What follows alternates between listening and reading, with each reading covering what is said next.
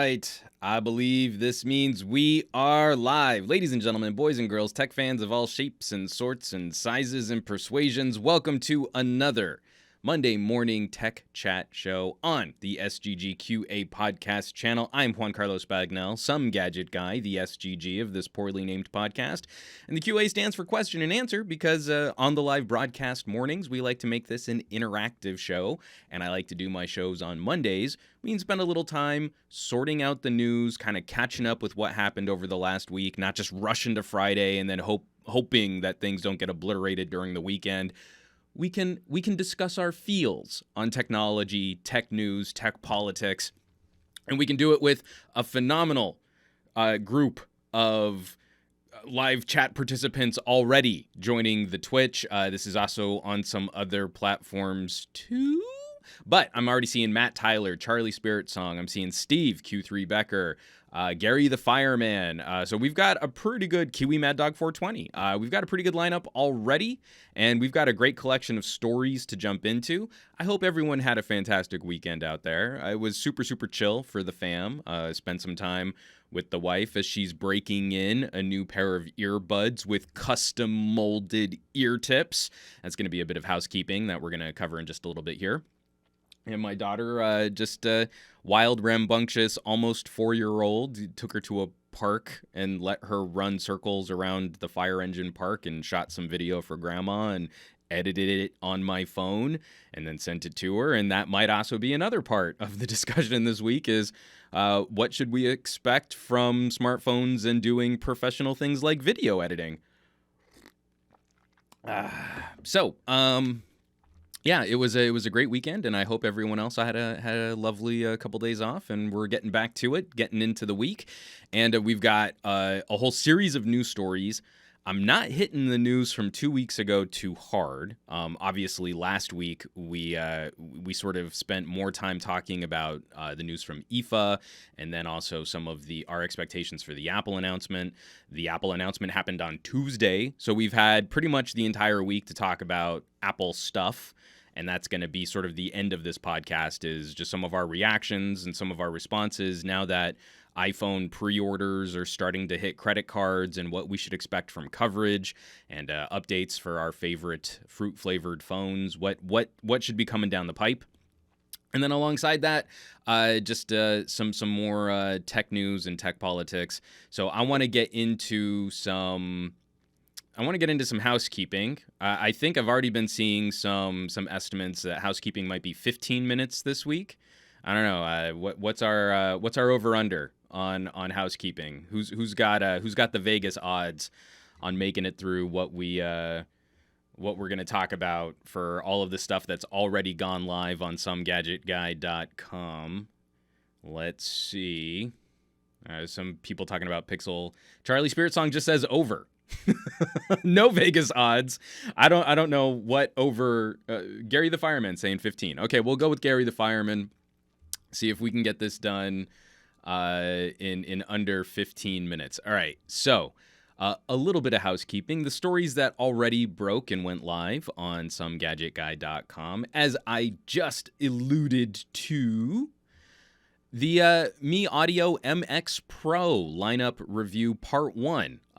Mi Audio is quickly becoming one of my favorite audio brands, and they've completely revamped their line of in-ear monitors, and it's a really good lineup. It's not just oh well, these are good products. The thing that I really like is they've gone to standardizing their casing and parts. Like they use their own cables and their own casing, face plates, ear tips, et cetera, but now they're the same across their entire lineup. So if you buy in on some of their inexpensive earbuds and then you want to trade up to some of their more expensive earbuds, it's not like you've got to replace everything. And that's super handy. I just knocked a whole bunch of stuff off my desk when we start talking about things like their amazing service for custom molded ear tips. So the Mi Audio custom molds have been some of the most used audio products that I have here in the Gadget Lab. Really nice to know that you can pop those off and put them on different drivers and you're ready to go. But this is only part one, sort of explaining the whole lineup and what each different model brings to the table and how they're really taking a focus on tuning. It's not quality per price, it's specific kinds of tuning per price. So with these 4 new earbuds, I think they've done a much better job of clearly explaining, if you want this kind of sonic signature, this is the earbud that's going to be the right fit for you. But part 2 of this is going to be a focus on their service for custom molds from a more consumer perspective. My wife can't wear intraoral earbuds. She's got these funky little pixie ears, and nothing will fit inside her ear canal.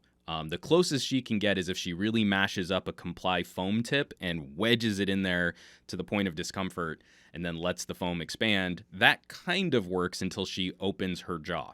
And then they pop right out. So you'll get to see sort of the very first insertion. That sounds dirtier than I probably intended it to.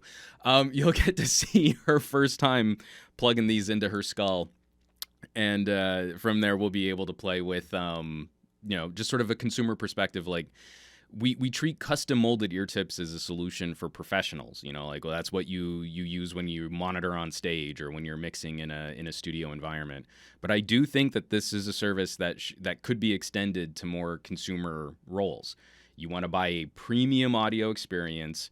You want to experience a more comfortable fit, and you also want to block out more noise around you. And that's what the second video is going to focus on. So just like when I reviewed their lineup last year, we did 2 videos. We're going to do the same thing here. And then on my videos, there's a promo code. So if you want to save a little cash on some Mi Audio kit, you can, I think it's a 10% off. So if you're talking about, nice drivers, custom molded ear tips, and a Bluetooth neckband, you could probably save yourself $20 or $30 off of the entire package. So, moving right along, the next part of housekeeping. On Friday, I had my buddy TK Bay in the Gadget Lab, and we finally finished our cheap phone challenge. So at the beginning of the summer, we challenged ourselves to use some really cheap phones. We set a spending limit, which I think it was under 80 or under 75, something like that. And I bought a phone for TK. TK bought a phone for me. And we, without really planning it, what the challenge became was old versus new. Whenever we talk about old versus new, we usually talk about, should you buy a current mid-ranger or should you get last year's flagship? But that's still a premium purchase. You're talking $400 plus in a lot of markets, and even that might be a bridge too far for some consumers. Without really planning, we kind of went into this with some sort of jokey expectations, but for me, the philosophy on this got real serious real fast. And TK and I spent about an hour here in the Gadget Lab kind of talking through our experiences, not so much reviewing these devices. I've got it right here. It's like what TK sent me was a T-Mobile Revel, right? Which I think he got for like $50. And, I could review a $50 phone. That's not necessarily valuable, but the whole philosophy on should you buy a current entry-level phone versus last year's mid-ranger became a lot more important. And then a part of that discussion also veered off into topics like e-waste and functionality and what the life expectancy of a gadget like this should be and how punishing it can be when you're trying to reach a certain level of basic use and you're trying to do that at a sub $100 price tier. So the cheap phone challenge, definitely give that a watch or give it a listen. Kind of play it in the background. It's on the YouTubes, it's on the Twitch. But we're still planning on giving those phones away. I am extremely conflicted as to whether or not we should give away the phone that I gave to TK. It's the X Gotti. So I'd appreciate comments. I even during the stream, a lot of people were saying like, oh, I'd want to win that phone just so I could smash it. And you're like, part of my philosophical problem with phones purpose-built for that entry-level price point is how quickly they're really designed to become e-waste. And I'm very conflicted that if that phone gets sent out, that it's not going to be appropriately recycled. Like it's going to be used in like a smash test online, and then it's just going to end up in a landfill. So TK has something else to give away, which is still in keeping with the theme of the cheap phone challenge, and it's an older phone. But is a lot nicer and probably a much better practical daily driver solution for someone out there. So TK and I are going to have a call tomorrow where we're going to hash out what we want to do for the contest. But I'd really love y'all's feedback on what to do with this super entry level phone. There's a part of me that kind of wants to take it immediately to a recycling center and just drop it off there. And we have paid that price, but we're not like inflicting this cheap phone on someone else. So, from Goran Petrovic, that ex-Gotti doesn't need smashing. It's falling apart by itself. And Q3 Becker, I was joking during that stream one, I wouldn't really smash a phone. Well, I mean, Steve, no, I appreciate it. I kind of got the sense because, you're my snarky friend on my live streams, but that comment came in a lot. It came in on tweets. It came in on the YouTube comments from the original videos that we put out, and a couple people made similar jokes during that live stream. And again, it's my liberal angst. It's not even so much that I'd be so upset that the phone got smashed if it could have gone to someone who might have been able to use it or needed just some phone. It's more like I just want to know. I just want to know that it will end up in a proper recycling facility for hazardous materials. And as long as that were satisfied, I don't think I'd be sad to see it smashed. I don't think I'd be that sad to see it smashed. It's more I just don't want it to end up as waste in a landfill with toxic chemicals and precious materials. So that was a very long-winded way of saying you should check out the actual live stream because TK shares some amazing thoughts on the phone that he got me and the phone that I got him. And of course, it's TK and I just in our budding bromance where we stray and we talk about a whole bunch of other things. ROG Phone 2 came up. Some Samsung topics came up. He recently spent some time with the LG V50. So there's also a smattering of other conversation just because we have no concept of linear thought when we're talking about gadgets. We stray all over the place. And then lastly, for housekeeping, let's see if I can scroll this down. This was 48 hours plus of my life. And it is, again, just another reinforcing example of how infuriating arguing with people on social media can be. But, we're going to be talking about Apple later in this podcast. And some of the claims that Apple made for the iPhone 11 Pro were pretty bold. We saw a lot of these fancy bar graphs because look at that blue line. That blue line is way bigger than the gray line for an Android phone. So you can tell that an iPhone is way more powerful. I mean, look, that's like 40% more powerful than an Android phone. And that's the iPhone 11. So that's how you know it's going to be good. So I wrote this editorial. The title of the editorial is Sorry, Apple, iPhones aren't for pro video, or what I learned arguing with people on Twitter. Now, I'm not going to go too deep into this editorial in this podcast for two reasons. One, if you're listening to this podcast, chances are pretty good you got to see the carnage unfold in real time on Twitter and YouTube, where I was in conversations. I'm doing big air quote conversations with some pretty visceral iPhone fans talking about performance and metrics and benchmarking and real world performance. And I gotta say, I mean, like, just the main takeaway there is reading comprehension on the internet is at an all-time low, where I've detailed on numerous tests over the last several years. This is a test that I started running at Pocket Now. Where at Pocket Now, people took it seriously, and now that I'm a solo practitioner, everyone thinks that they've got the gotcha for why my benchmark in this regard is totally suspect. And what I need to understand is it's different when you do Apple versus Android. But we've gone full circle. We've gone through that full circle of I put out the claim, iPhone users, or excuse me, because this also happens with Samsung users too. But I put out the claim and fanboys wig out. And then they question the testing protocol and I explain the testing protocol. Then they question the results and then I explain the results. And then they all walk away like, well, it's just not a big deal and I don't care.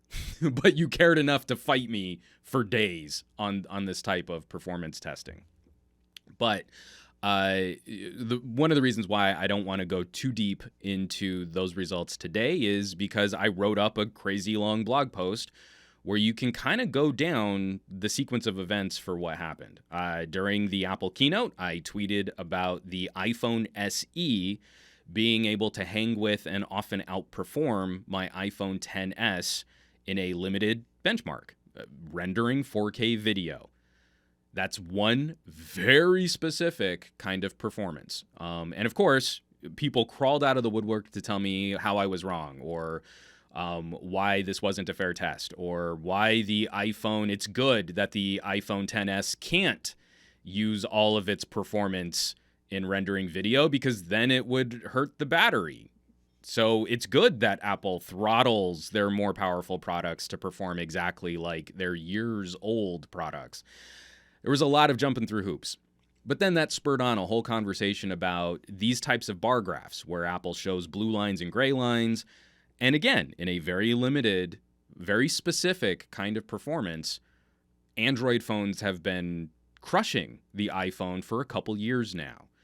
And we take this notion of performance for granted. I mean, how many times have you seen people say like, oh, well, I saw this Geekbench score and in this application, but iPhones, more powerful than Androids. A-series chipsets, more powerful than Snapdragons. And I do genuinely believe that. I believe that the chip Apple puts into their products is more powerful than the same year release that we see from a Snapdragon. They overlap in a funny half-year kind of way. But at the other end of that spectrum, another part of that conversation is what can you do with them? And as far as I've been able to experience, it seems that Apple has been putting a harder limiter on these types of resource-intensive tasks, making a lot of the sort of built-in services, like camera performance, a little bit nicer, but not really letting developers, even their own developers, really tap into that blue bar graph line of power. Whereas we see pretty consistent improvement from Android generation to generation to generation, that Android developers are better able to tap into each successive generation of chipset performance. So this to me becomes a much broader discussion, and it's one that since the iPhone XS launched, I've been asking for real-world benchmarks that can really tax these mobile devices.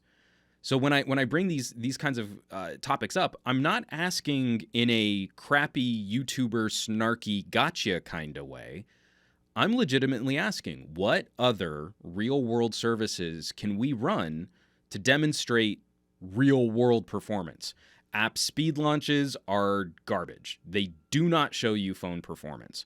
And I want to find other things too, like if there's a good way to test document compatibility and document services that maybe has an impact on your ability to work remotely if you work in more of an office kind of environment, et cetera, et cetera, et cetera.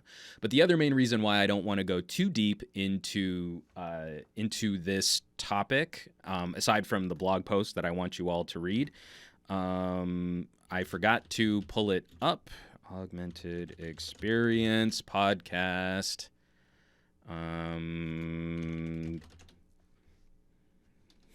Sorry, I really should have pulled this up here before. Is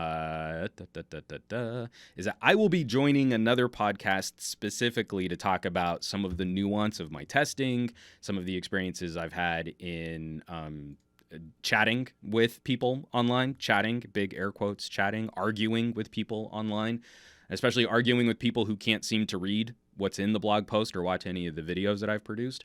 So tomorrow, I don't know that it'll be published tomorrow, but tomorrow I'm going to record a podcast with Josh Reveles.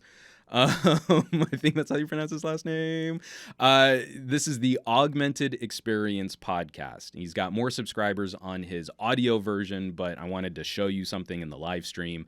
But I'm going to be chatting with him about this whole testing protocol and everything that went down.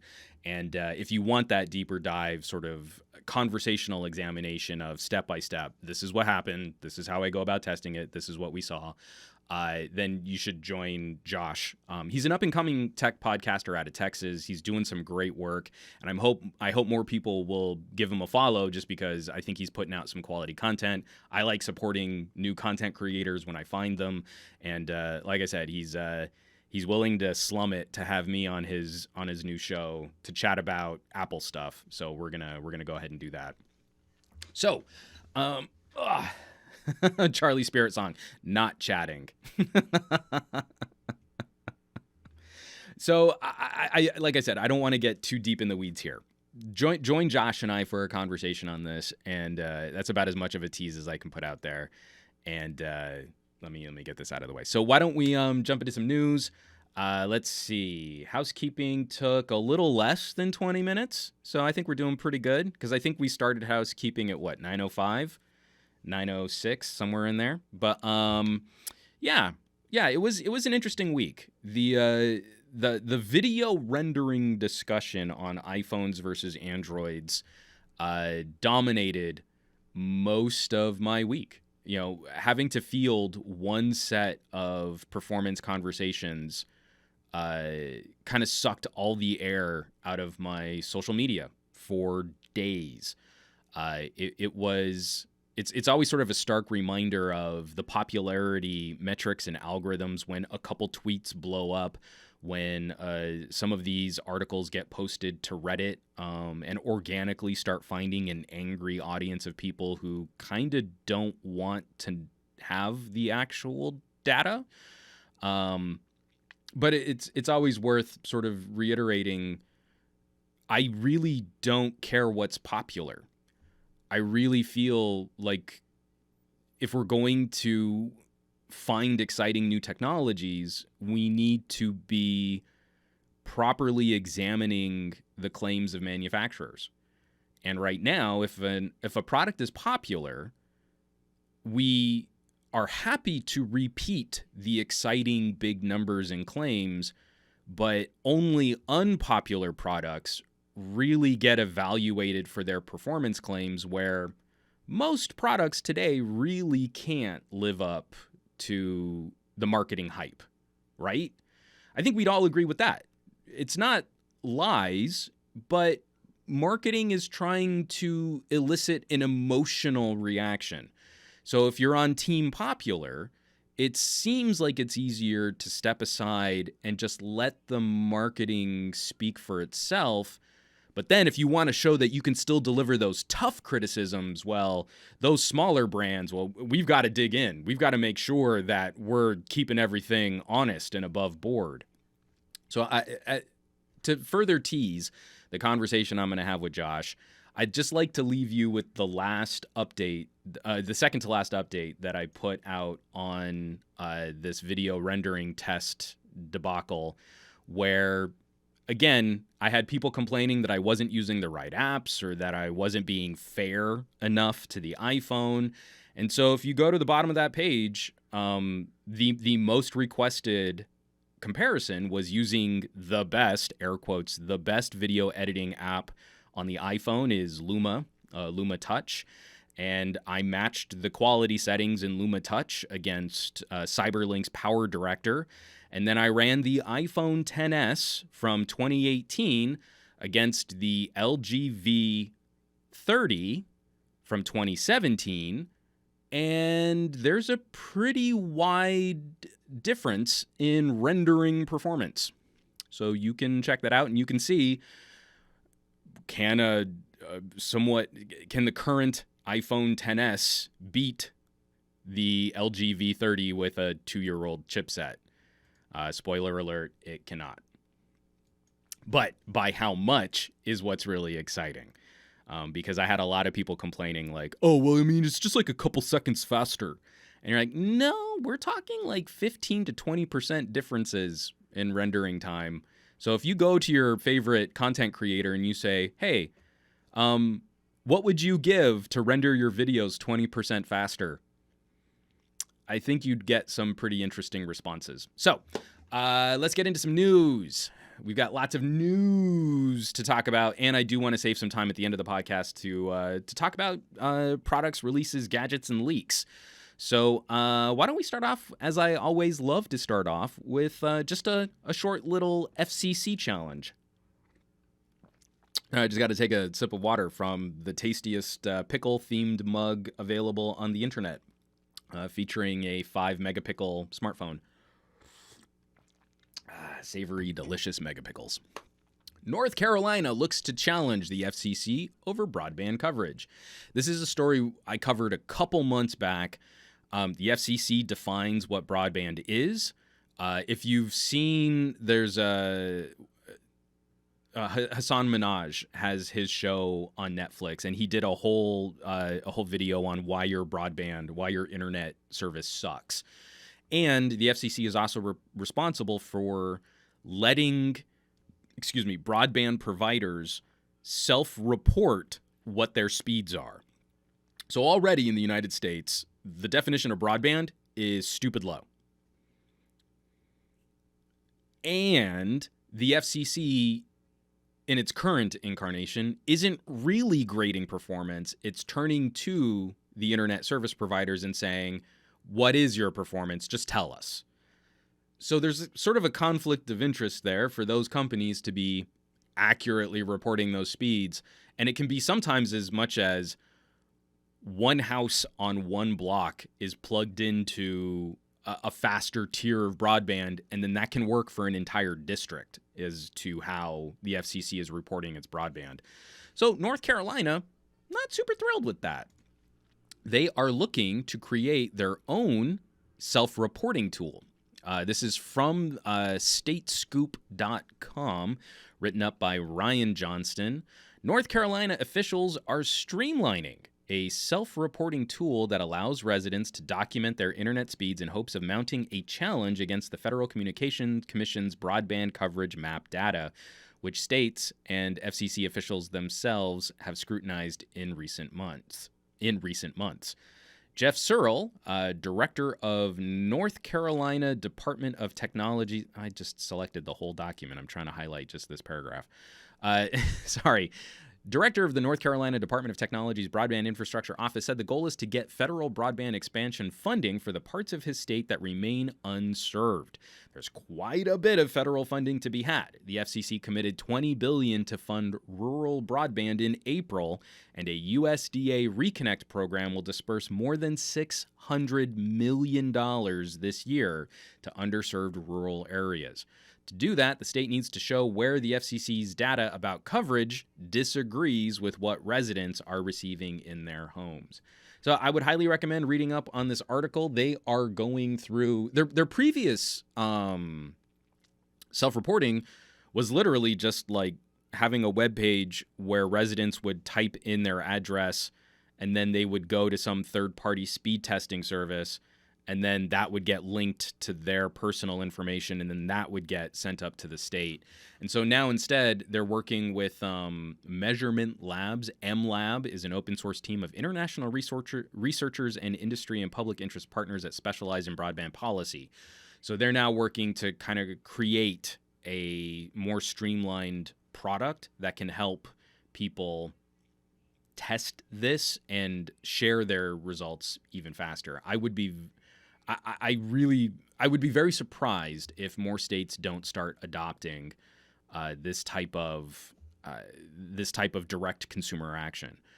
So much of our country is woefully underserved, and it's still somewhere between 15 and 30 million households in the United States that don't have access to any broadband. And we're not even sure what chunk of the population that represents.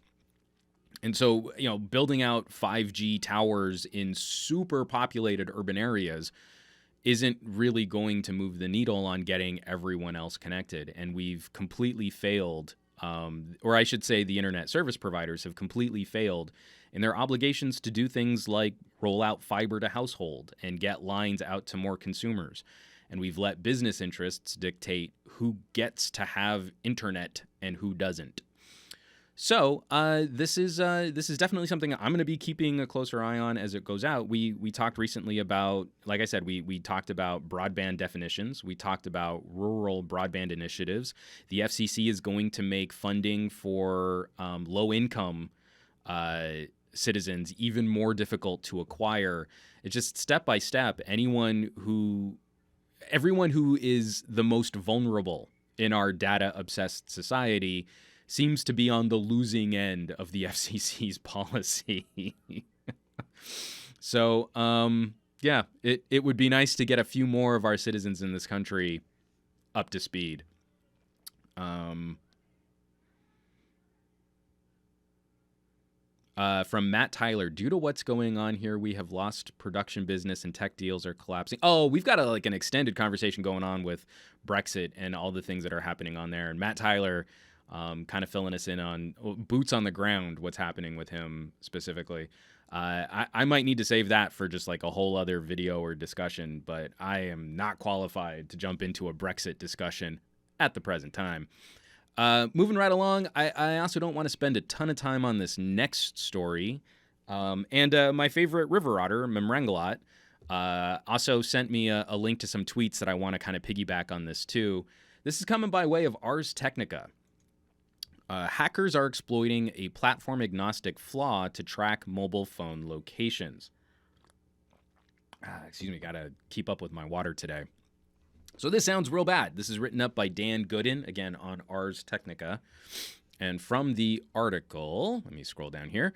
Hackers are actively exploiting a critical weakness found in most mobile phones to surreptitiously track the location of users and possibly carry out nefarious actions, researchers warned on Thursday. So this is the so-called SIM jacker exploit works across a wide range of mobile devices, regardless of the hardware or software they rely on. Researchers with telecom security firm Adaptive Mobile Security said in a post. The attack works by exploiting an interface intended to be used solely by cell carriers so they can communicate directly with the SIM cards inside subscribers' phones. The carriers can use the interface to provide specialized services, such as using the data stored on the SIM to provide account balances. SimJacker abuses the interface by sending commands that track the location and obtain the IMEI identification code of phones. They might also cause phones to make calls, send text messages, or perform a range of other commands. So if we scroll down later into the article, the claim is SimJacker is a self-contained SMS-based malware because the operating principle from the carrier is to let certain commands interact directly with the SIM card, that if you abuse that network and if you abuse that functionality, you can ask the phone to run other commands. And so it's not like you click on a link, you download some malware, there's a hole in your phone, and then hackers can exploit that. They've already exploited the carrier's infrastructure, and now they've got a pipeline to running small commands directly from the device. So researchers said other commands that this exploit are capable of running: playing tones, send short messages, set up a call, provide local information, power off the card, run at command, launch a browser, open channel, send data. You could use this theoretically to create some sort of bot-style attack if you wanted to send small bits of data. Submit multimedia message. Again, you could create some sort of denial of service style attack by bombarding with multimedia messages, and geographical location request. So if you weren't already concerned enough about how you're being tracked because of your Bluetooth and all of your other accessories, according to these researchers, SimJacker can also replicate a lot of these exploits that we're supposedly very concerned about on our mobile phones. Now, it's going to take me just a second to scroll back through my tweets because I probably should have made this a separate link, but I got to get back to Memrangalot. Where did you go? There it is. Okay. So my River Otter buddy linked this from Vess on Security, and I'm going to attach this to the show notes too. For all of our fear and, sort of hype warnings and, oh, the sky is falling, at Vess on Security is bringing up the point that SimJack, this security exploit, is only being covered by Adaptive Mobile. All of the other articles that are talking about their findings are all linking back to the same press release, and that Adaptive Mobile hasn't been providing the technical data to warrant us freaking out about a potential security exploit. So how far we want to flip out about this potential security exploit, Vess on Security is at least cautioning that we don't get too invested in this story until we potentially see a bit more data on what might really be going on here and whether or not Adaptive Mobile's assertions are verifiable. If another researcher can get in there and say, oh yeah, we were able to replicate this or duplicate this, or here are the actual things that we were able to do on a phone with this type of exploit, then we should be concerned. But from the Ars Technica article, what Adaptive Mobile is describing was an actual security exploit at a hacker convention. Hold on, let me see if I can find it in the article again. In 2013, at a black hat security conference in Las Vegas, similar exploits and attacks were described in a fashion very analogous to what Adaptive Mobile is describing in their current expose. So there is a precedent already. There is prior art of this kind of security threat being in operation. And the freakiest thing is that it doesn't seem like there's much that you can do except for disabling your SIM card if you're concerned about a SimJack style attack. This has to be corrected at the carrier level. It doesn't even seem to me that there would be much at an operating system level for the computer side of your phone that would be able to circumvent the core SIM card and network management features of your device. So it would have to come from carriers. From the Sim Alliance, their recommendations are filtering at the network level and making changes to the security settings of SIM cards. So not much we can do if this turns out to be a legit threat. So let me get this ready here and get that out of the way there. Man, you guys are really talking about Brexit. I should talk about Brexit sometime. I'll take another drink of water. Another quick bit of politics, just because I'm feeling political, and like I said, last week was a lot of stacked IFA and Apple news. This was a disappointing story to read. It makes me feel even more conflicted about continuing to support one of the world's largest retailing unit. But coming by way of Business Insider, Whole Foods is cutting medical benefits for hundreds of part-time workers.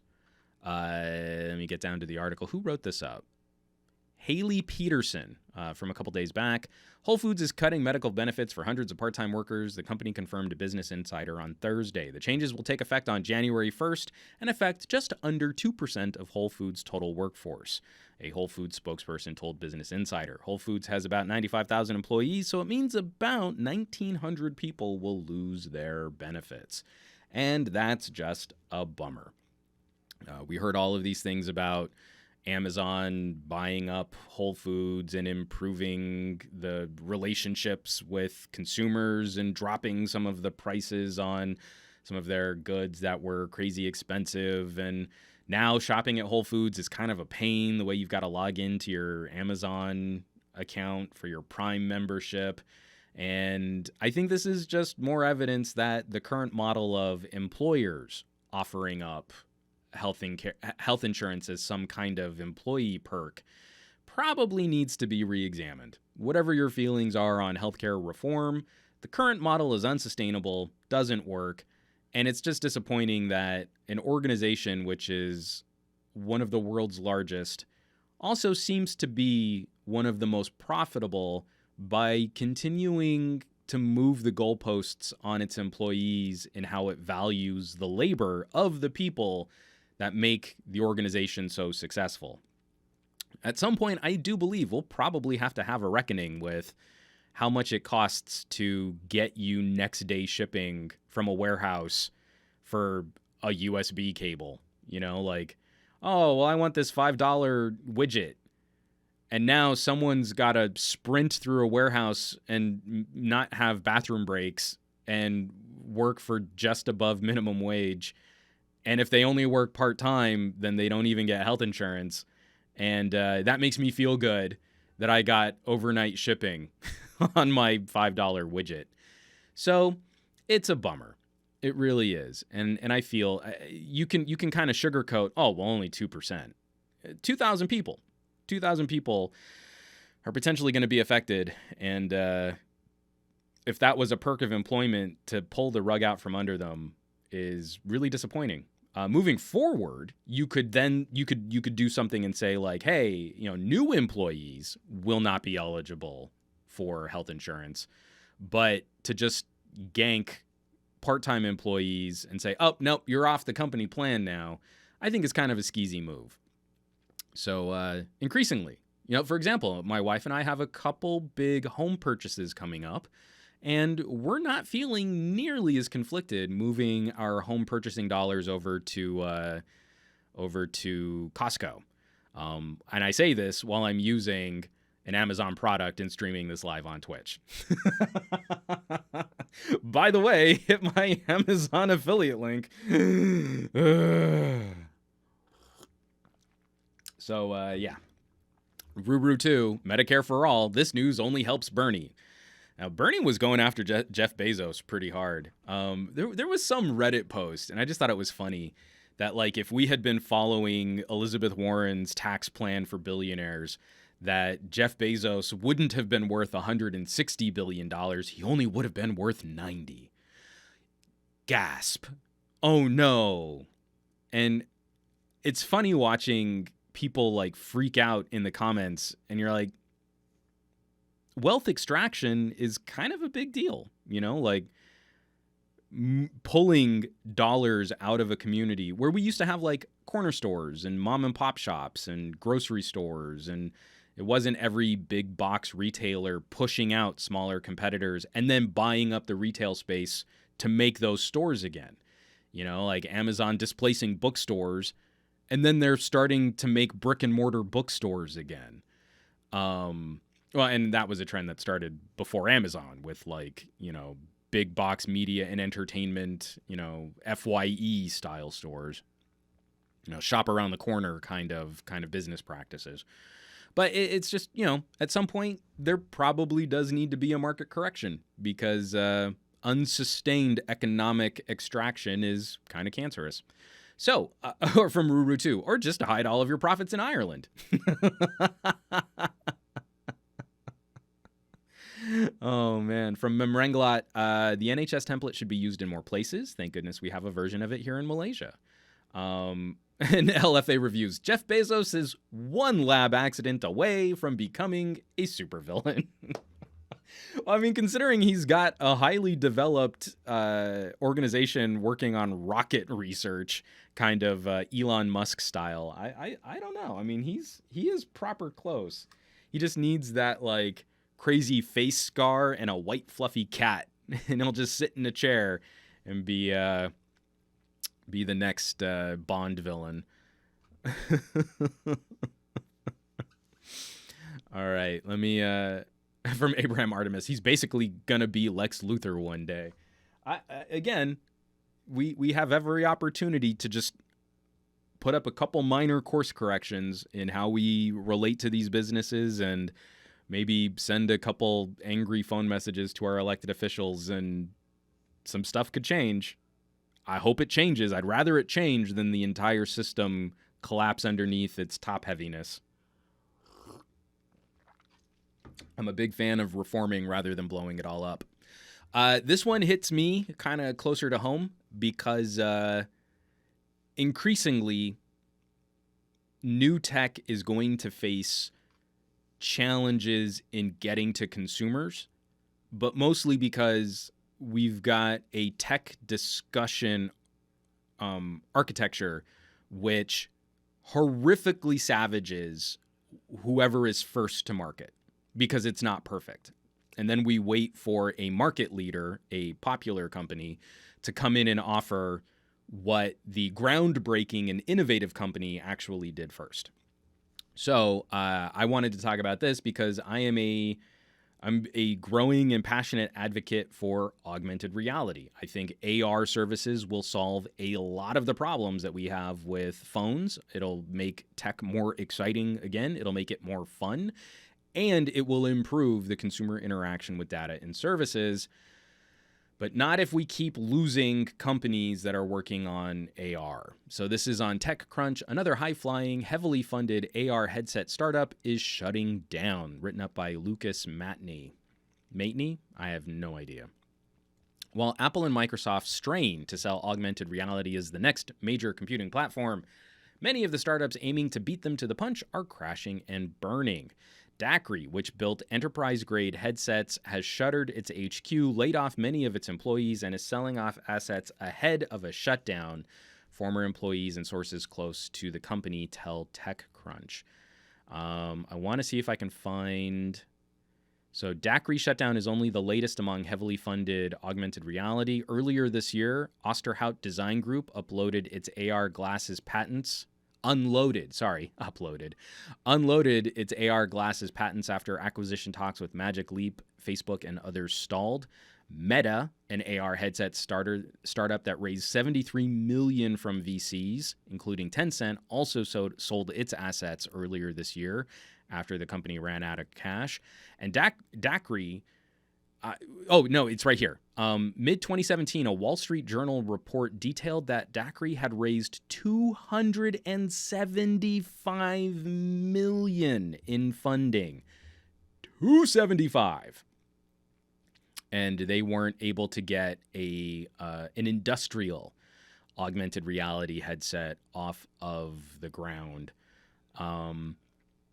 It's very disappointing. Like I said, we complain about phones getting boring, and I think the next phase of technology will be consolidating the number of computers that you use during the day, and then shifting some services to more organic interactions. Audio, heads-up display visual, sensors in clothing, moving things around so that our entire experience of the world isn't this.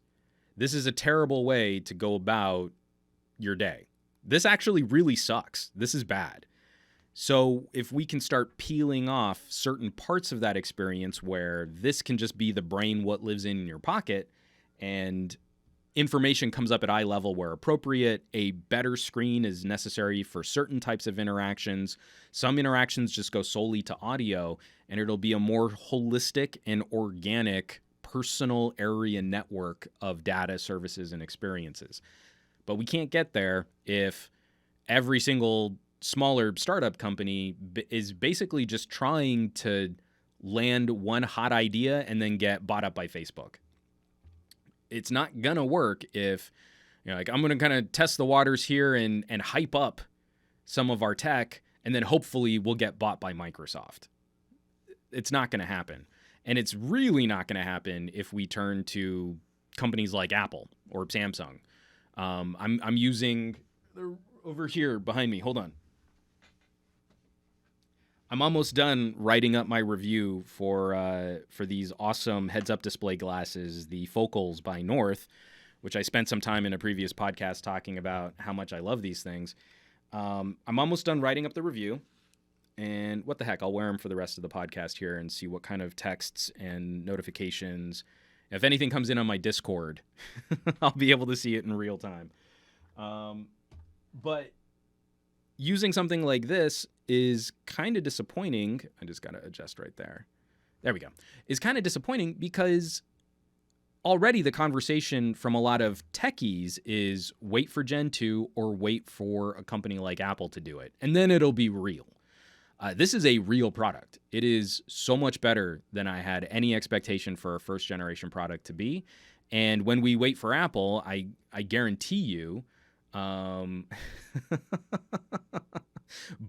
at SomeGadgetGuy. Fat Produce in the Discord. Apparently he's done with his Monday morning meeting. When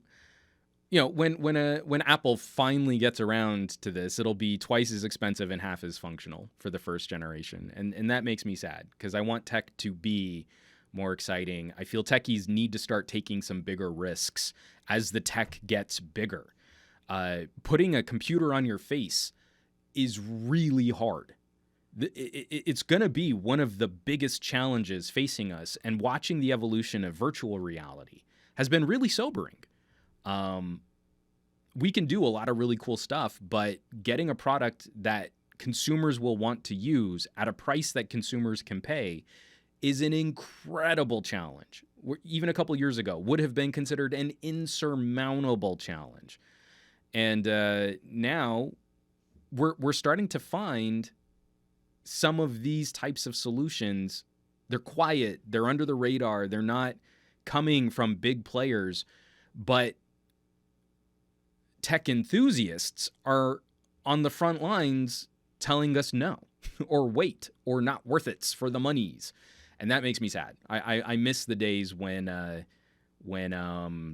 tech was more exciting and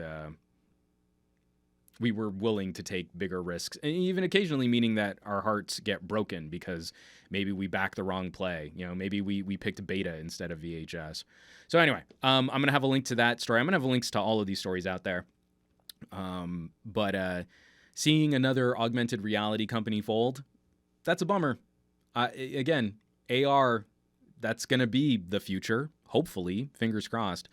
If we can get something into consumers' hands and more than just like another dev kit for a HoloLens. One last thing that I want to hit before we get into the shout out for the subreddit. Let me take another drink of water. My throat is right on that fuzzy cusp. That should be the title of this week's podcast. Some Gadget Guy, SGGQA, podcast 114, Juan on the fuzzy cusp. Because I do want to shout out the I do want to shout out the subreddit LFA reviews. Fuzzy cusp. Hashtag fuzzy cusp. I like it because it sounds dirty. How many times have you gone to YouTube, you click on one video, and then your suggestions are filled with stuff that you probably would never really be interested in? There are many phrases to describe that.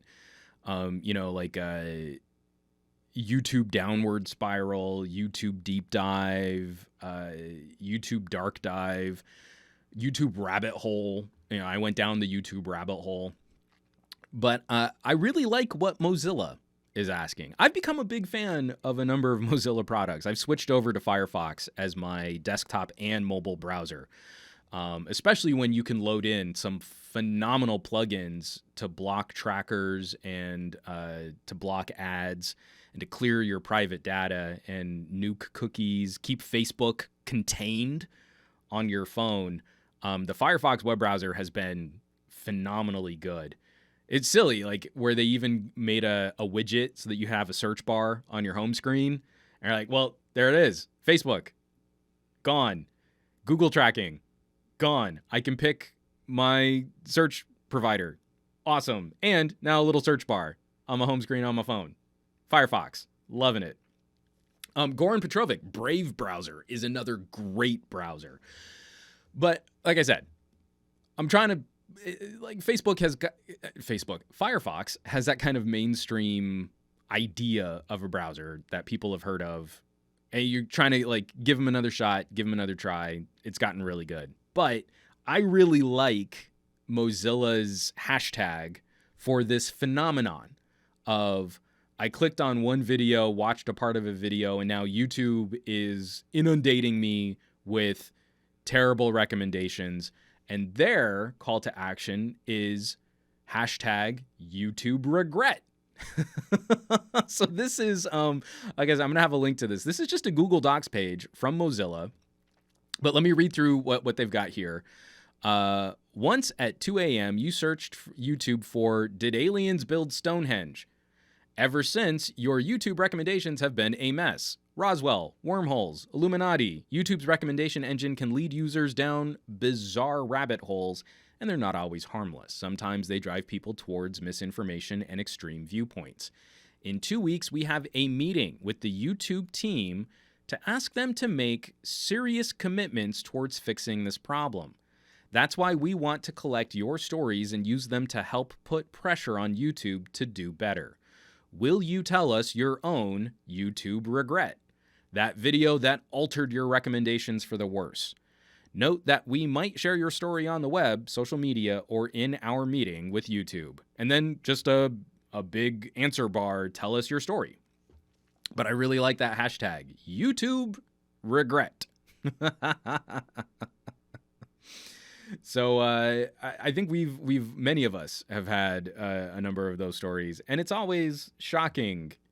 It's always surprising where you watch one video and you're like, oh, okay, that was kind of interesting, I guess. And then like 3 videos later, it's like white supremacy and aliens built the pyramids, and you're like, man, that's not really the ride I signed up for, YouTube. So I'll have a link in the show notes after the audio version of the podcast goes live. Let Mozilla know. They've been doing some incredible work on web traffic and consumer privacy, data security. Like I said, that Facebook container is just so awesome. Where you go to websites and you see the little icon pop up on another website that like, we're blocking Facebook from using your data, searching this website, which had nothing to do with Facebook. Feels pretty good, man. Feels real good. So, give them a shout. Let them know, because it's the same thing too, where I've obviously on this podcast, I've had a lot of criticisms for how YouTube promotes certain types of videos. Got into a lovely conversation with someone on my Xperia 1 camera review, just talking about like different YouTubers and their styles of video production. And he kind of came at me with a little aggression, like, I don't see why we should pay for your videos. Other YouTubers make lots of money on their videos and they don't have to use Patreon. And first of all, that's increasingly less true when MKBHD and Unbox Therapy are making their own podcasts to control their platform better, free of YouTube. Obviously still leveraging their YouTube popularity, but podcasts exist outside of YouTube. We can be pretty sure that even for the top tier, the most loved of YouTube channels, that there is a change happening in the air, and YouTube's business practices don't seem to be aligning with some of their top content producers either. Anyway, lovely conversation with this gentleman, just kind of back and forth, and this is what happened to me at Pocket Now, and this is the data that we had on these different camera reviews. And really the only thing that made sense for me as a solo reviewer was to look at direct funding. And I felt like, okay, it wasn't like a debate that I won, but I at least, was able to explain myself adequately. So I thought that was a nice interaction to have in a YouTube comment thread for a change. Because most of the time YouTube comments are garbage.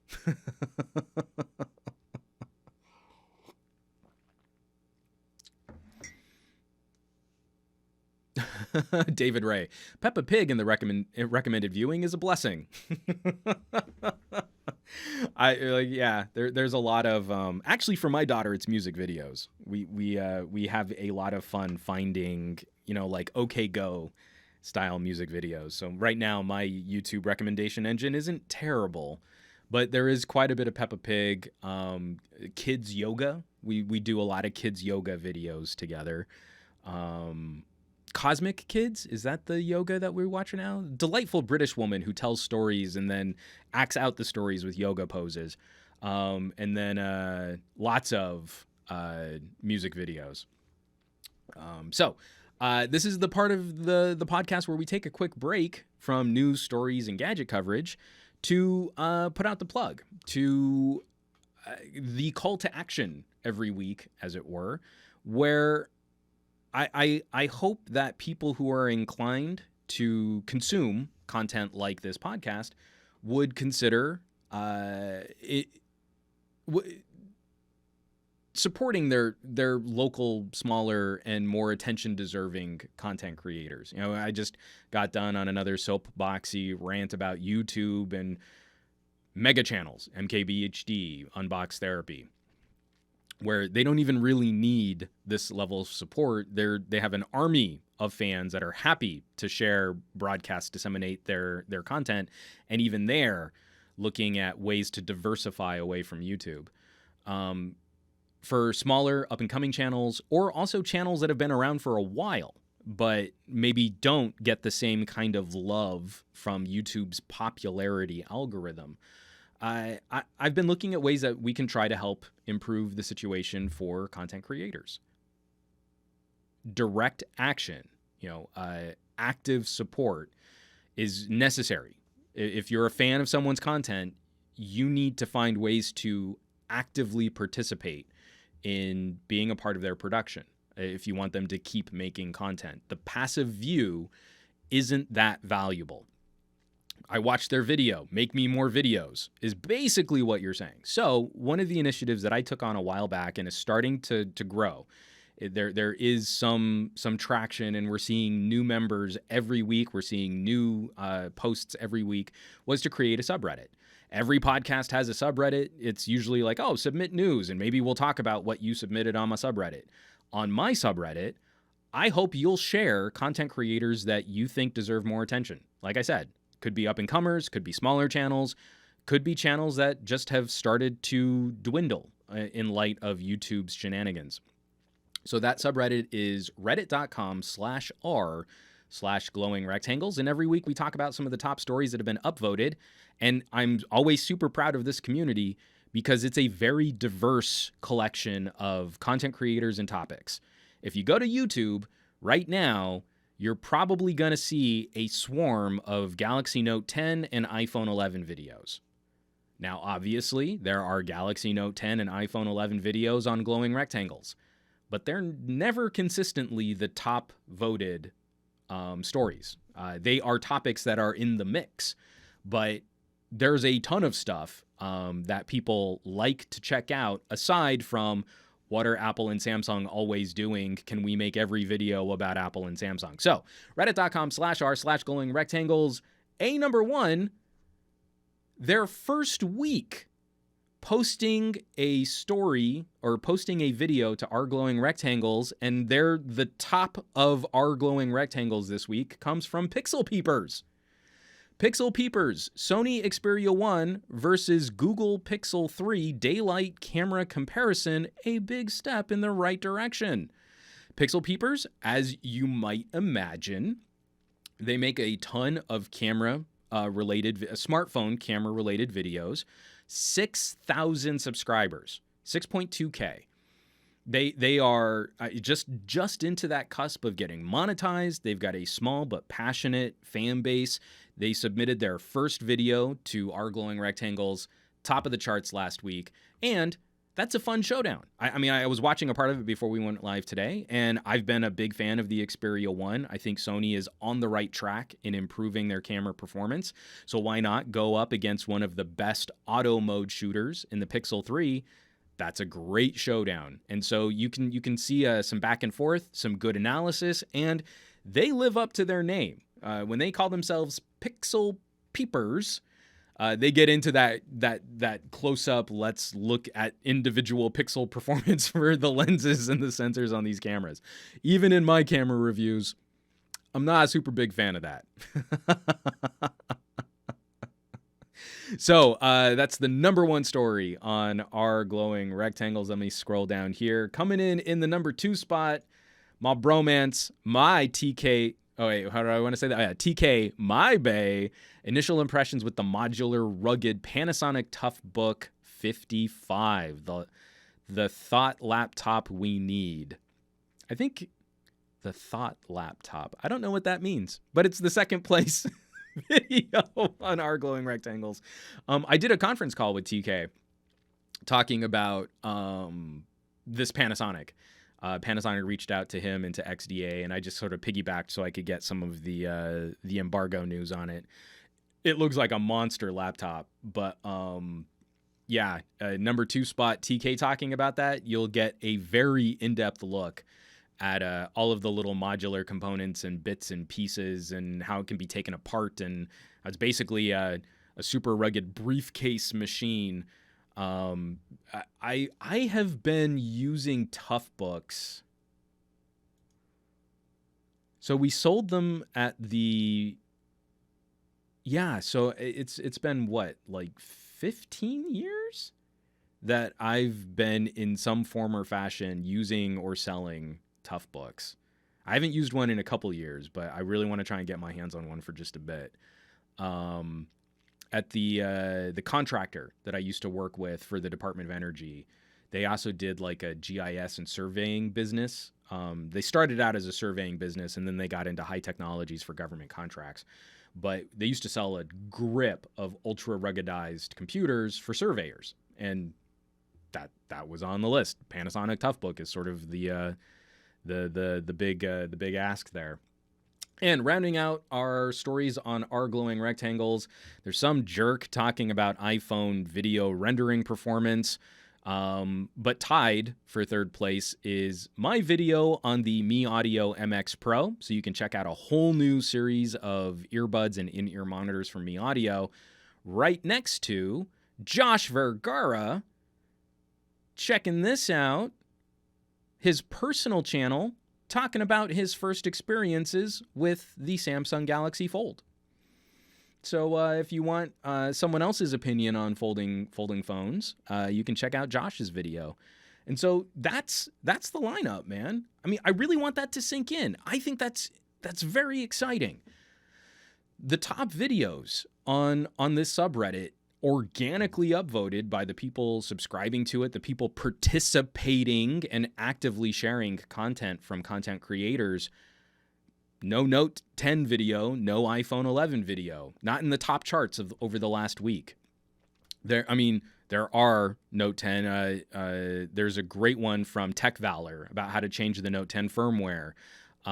Zach Talks Tech talking about his ballistic case review. There is some interesting content to be had, but you're just as likely to see a video on the Xiaomi Mi A3, the Sony A7 III, a low light test from Terry Warfield, Fandroid, spending some time with the Sony Xperia 5. You know, every single time someone makes that joke, oh, Sony, do they still make smartphones? There are some great videos being produced on that, but I guarantee you that a Fandroid video on the Xperia 5 will get wrecked by the YouTube popularity algorithm compared to if Fandroid just made another dumb iPhone 11 5 tips and tricks video. If you just made another generic Galaxy Note 10 editorial, it'll perform better than the analysis and effort that went into a good review for a Sony, LG, Motorola, or any other brand that's less populars. So my initiative, R Glowing Rectangles, reddit.com/r/glowing rectangles. This is becoming an increasing passion project for me to help spread the word, help spread the gospel that there's more to talk about. We should be talking about more stuff in technology. From Steve, Q3 Becker, Joshua is so chill. I love his reviews. His videos are great. You should absolutely be checking out his kit. Charlie Spirit Song, like his video on the DJI Pocket. Good times. Aditya Anil, hashtag some audio snob on Reddit. And that would definitely be me. Some audio jerk on Reddit from Abraham Artemis. And Matt Tyler showing some love to LFA reviews. I'm hoping to have like another little mini collab coming down the pipe with LFA. I think there is an audio product that has gone woefully neglected on LFA's channel. So Jeff, I hope we can rectify that soon because I'm tired of you abusing your ears and it's about time you got some real stuff. Like you got some real listening. Not this like gimmicky fake listening stuff that you've been pulling off on your channel so far. calling you out. I hope you get some good stuff, man. He replies, I'm ready. I'm ready, man. So hopefully something fun will be coming up soon. I'll just put that out there. Okay. Got a trio of stories,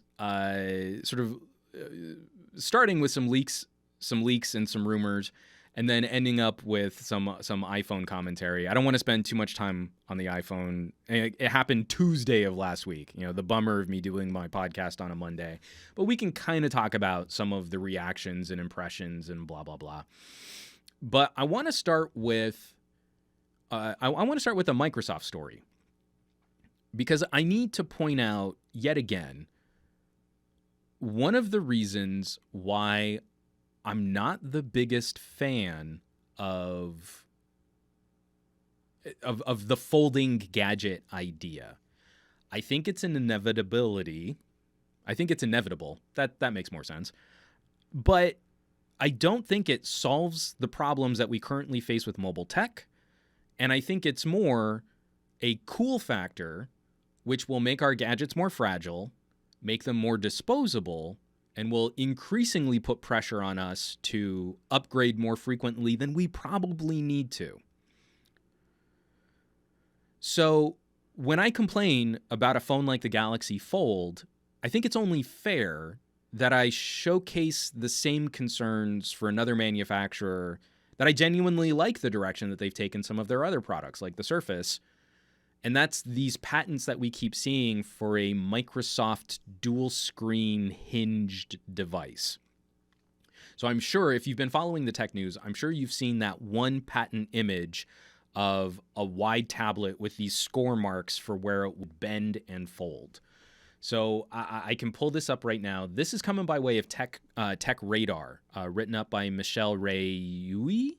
How do you pronounce the last name Uy? Uy? Uy? I apologize. I am terrible at names. But this is from their article, Microsoft's dual screen Surface device may use liquid-powered hinges. So scrolling down, this is the image that a lot of folks have been showing off. It shows a very wide form factor tablet-style device with these hash marks, these scores where there would be two hinges to clamshell fold this flat. Okay, that's really cool. Right? The engineering, the nuance, all those tiny little details that would go into folding something flat, as opposed to, like one kind of accordion style hinge. It's something similar to what we see on the Galaxy Fold, where it kind of folds a little bit more like a Surface Book, right? It's not perfectly flat. There's kind of like a gap so that the screens aren't rubbing up against each other. It's an amazing feat of tiny, detailed consumer engineering. But I really want you to take a look at the other patent images. So we scroll from there and we're like, oh yeah, cool. It would just sort of fold and clamshell flat.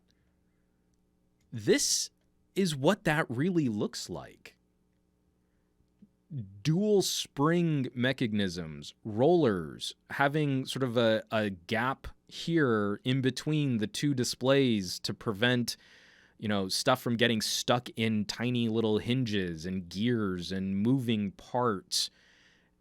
And then how it all has to fold completely flat if any of this were to fall, to drop, to get damaged. It's instantly non-functional. Like, you can't protect that as well as sort of a solid single piece of gadgetry. And then we're looking at adding fluid to the mix. So internally, within these sort of assembly units for gears and springs, to fill a capacity, sort of this like bending point in between two displays, or one display that folds in on itself, why not just start injecting gels and fluids into this cavity to make the action a little bit smoother? I'm having some problems with this. I don't think this is it. I don't think this is the solution to getting people excited about technology again.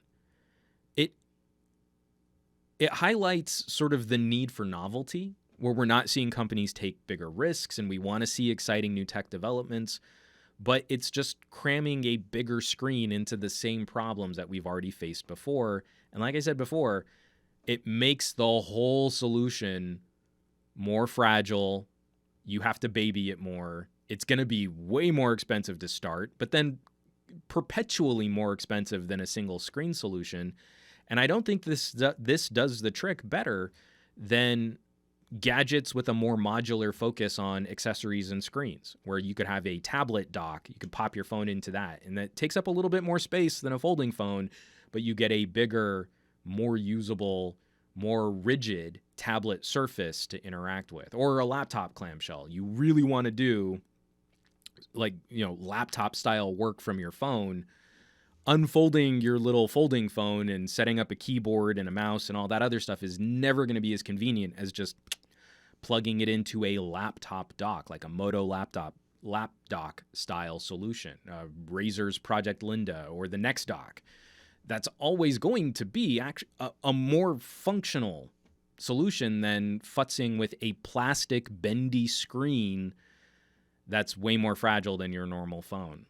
So I want to be excited about bending screen tech, but I don't think this tier of consumer electronics is really going to be the killer app. I think medical tech is probably going to benefit from this. I think science and industry, they will benefit from this. I think automotive tech could benefit from having more organically contoured and conforming displays built into products, like built into automobiles. I think there's a lot of benefit to this, and I want to see it improve. But it's going to be a while before I look at a phone and think, yeah, I'm okay with it being way more fragile and 3 times as expensive. Sure. I'm kind of bummed. Again, you look at like how awesome the original Surface Book launch was.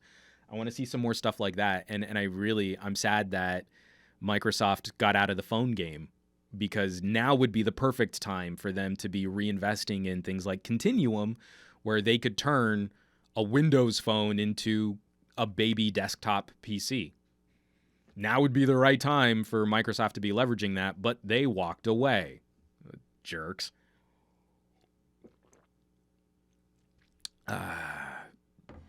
From Charlie Spirit Song, I think Microsoft is trying to hinge everything from tablets, phones. They want to hinge everything. Yeah, kinda. Matt Tyler, Lenovo have a working foldable ThinkPad. They sent a working unit to Unbox Therapy a few months ago. I mean, and again, like, Lenovo is one of my favorite companies for radical designs on PCs. PCs and tablets. I mean, I still have my Yoga Android tablet with that sort of Tron touch panel for a keyboard, and I flippin' love that thing. Their little interlocking gears for their hinges are phenomenal. But I also have to be very careful with those hinges too, because they get like grit and lint stuck in them really easily. I'd be less happy, I think, with an all touchscreen style device that was even more fragile and it was easier to scratch that display. There was another one I wanted to get here too. From Geet Matt in 1991. See, this is the problem. Geet brings up a point here, but I think he's alluding to a solution that... Okay, let me just read his comments. Understanding what I'm saying, but docking stations have been tried before. Even Palm had one, and they all failed because people didn't want to adopt that. So I think companies are just trying to throw everything to see what sticks, and I have a strong feeling that a folding dual display setup is a more practical solution. So when we look at the previous incarnations of this, the most successful was probably Motorola back in the Atrix days. They actually had phones with a USB port and an HDMI port, and you plugged into a laptop clamshell. Now, what do we know about phones from that era? They were horrifically not powerful enough to drive a laptop-style experience. Then one of the next follow-ups, we've gone to docks. But docks have a huge problem, right? So we've got Microsoft with Continuum, and Microsoft flamed out bad during the worst era of mobile chipsets from Qualcomm. So when you have the Lumia powering a Continuum dock on a Snapdragon 810, you basically have a fire hazard. The screen is cranking hot. That chipset is melting the inside of the phone, and you're only able to generate a passable, very, very laggy computer-style interface. But if you've used Huawei's desktop mode or Samsung's DeX, or even on the Android beta for the OnePlus 7 Pro, we now have mobile chipsets that are more powerful than what's going into always connected ARM-powered Windows machines, right? Some of those LTE-powered laptops that are still being sold today have less powerful ARM chipsets than what's in a modern phone. And we also see the benefit of something like iPad OS for Apple users, where you can take an A12 Bionic, you can open up a few things on iOS to give better support for USB peripherals and file management, and now suddenly you actually do have a capable laptop competitor in a tablet. Now, if you're shopping like a base level Surface Pro versus an iPad Pro, you're getting closer to a comparable experience between those two, right? We're not questioning that, but that hardware is the same as what's in a phone. So what's lacking? Well, do you want a dock that sits on your desk and then you have to plug in a monitor and a keyboard and a mouse? You have to make a whole computer around it. Or would you be better served with an empty shell of something like a laptop? So you plug in the phone, and then the laptop screen powers on, and you didn't have to go and set up a monitor. You didn't have to go and find a keyboard and mouse. You didn't have to replicate your desktop experience to make a lesser powerful desktop. Instead, you've got a laptop clamshell ready to go. Samsung could do this. Samsung has an amazing laptop division. Samsung laptops are really nice. They could make a giant battery with a nice keyboard, full HD display, give it a couple USB ports, give it an Ethernet jack, and then you just plug in your phone and it's ready to be a laptop. But they won't do it. They want to make the dock experience kind of painful because, it's a fun thing to do. A couple business users are going to use it, but we still want to make sure that you buy a Samsung phone, a Samsung tablet, and a Samsung laptop. We don't want you to disrupt our other product categories because our phone is actually powerful enough to keep pace with a $1,000 to $1,500 laptop. We don't want you to spend $1,000 on a Note and then not spend $1,500 on a Samsung laptop. And you can try this out yourself. Go get one of these USB-C laptop port extenders. It's one USB-C cable. It's got HDMI out, a couple USB ports. It's got a memory card slot. It can power over power delivery, so you can plug in power so you can charge it while you're using it. And a lot of them will have Ethernet. And you plug this into a modern Android phone, and it's phenomenally capable. And so I use a little Bluetooth mouse and a little Bluetooth keyboard, and I can plug in mass storage, and I can plug in a memory card directly from my camera, and I can connect to my router directly over Ethernet, and then I hook it up to my TV. And it's a computer. And it's a computer which is surprisingly more capable than my $1,300 MateBook and is going toe-to-toe in a lot of data and services against my significantly more expensive Razer Blade. It's not always a fair oranges to oranges comparison because of software, but it's hanging in there. And I'm talking LG G8s. So you can go and get like a $500 phone, and then if we just had a really good $300 laptop shell, you would have an $800 smartphone when you need it, laptop replacement when you need it, ready to go. So, from Damn It Adrian, what is that? Is there a link on Amazon? Well, first of all, didn't we just do a story about Amazon? This one is the Choetech, Choetech. I want to say this was $30 or $40, something like that. But it's just any real, like, decently reviewed laptop USB-C. It has to be USB-C. It can't be Thunderbolt.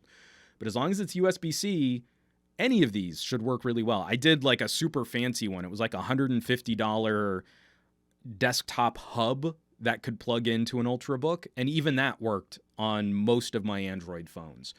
You run into a little funkiness on a OnePlus. OnePlus won't always support a bunch of devices connected all at the same time. But surprisingly, my LGs did really well. The Nokia 9 did pretty well. I mean, there's plenty out there. And again, when this plugs into a Samsung or a Huawei, you get desktop mode too. So it looks like a full PC. So that's my problem is this is a PC ready to go, just needs the monitor and the keyboard and the mouse. I would happily pay Samsung $300 to $500 for a premium DeX laptop shell. But they don't want to sell it because there's more money to be made in you buying more operating systems than you really need. Geet Mate in 1991. Anker has one for about $40 on Amazon. All right, so because I was just talking about Huawei desktop mode, I think one of the biggest stories over the last couple days, sort of getting prepped for Huawei's next smartphone launch. And it seems like this morning we hit a whole series of high-quality leaks on what the new line of Mate 30 phones are going to look like. And for the first time that I've been covering technology and fancy versions of phones, I really wish I could get my hands on a Porsche design smartphone, because the new Mate 30 Pro Porsche looks really nice. It doesn't just look like a regular Mate 30 with a couple design tweaks. It looks really nice. Okay. So this one, I mean, obviously these images have been shared. I think they came from Evan Blass. But I caught it first on XDA Developers. So that's the link I'm going to share. Written up by Amir Siddiqui. I hope that's how you pronounce his last name. Huawei Mate 30 Pro, Mate 30 Pro Porsche design, Mate 30 and Mate 30 Lite leak ahead of launch. So, I mean, it's not the full confirmation on all the specs, though we're pretty confident on those too. But I just want to stop right there for just a second. This is the Huawei Mate 30 Pro Porsche design. I really like the look of that phone, especially in red. So for those of you listening to the audio version of this podcast, if you'll indulge me showing off this image and describing it to you visually, this is a very hard rectangle, metal-edged, rounded corners. It looks a bit like a Galaxy Note in general form factor, very sharp-edged and bold, kind of a modern look. But the back of the phone has a faux leather covering over most of it, with a glass strip running through the center of the phone. And it looks so sharp. It looks so clean. And instead of just having one big square cutout for the four cameras, there's this vertical glass strip running the whole length of the phone, which sort of offsets how terrible the square module look has been on our Pixel renders and on the iPhone 11. Plus, I'm always going to be a humongous fan of using other materials on the back of our phones. This one is obviously compromised because we still have a glass strip for whatever, I would imagine, reverse wireless charging and radio antennas and blah, blah, blah. But just the fact that it's bordered by a sort of a sports car red leather surface makes me really happy. I would love to just go back to my LG G4 days and have a full leather back. Would be real nice. I still think the back of the LG G4 in Oxblood, that maroon leather, so sweet. Mate 30 Pro, it's a glass-on-glass sandwich. It's got that waterfall display that I'm not super happy with, having more screen on the edges of the device. The circular camera, the 4 camera modules. Okay, so here's the thing that bugs me, where the previous versions of the Mate, I think, have been better symmetrical. I really liked on the Mate 10, where you had cameras in a strip in the center and you had sensors in the flash bordering those camera sensors. On the Mate 30 Pro, now we've got this circular design. And instead of putting things like the flash and the sensors in the circular module, they're still offset, like way off to the side. So Mate 30 Pro, it looks clean. It looks sharp.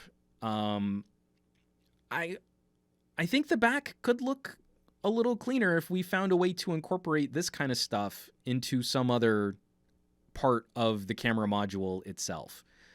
That makes me sad, because I think this is a missed opportunity for like the proper, what's the word I'm looking for? Symmetry of the back of the phone. Charlie Spirit Song, I got disconnected. You did not miss a huge chunk. I got disconnected on the Mate 30 Pro. I am still showing the Mate 30 Pro. I have seen this message from you, Charlie Spirit Song. Mate 30 Pro is where we got cut off.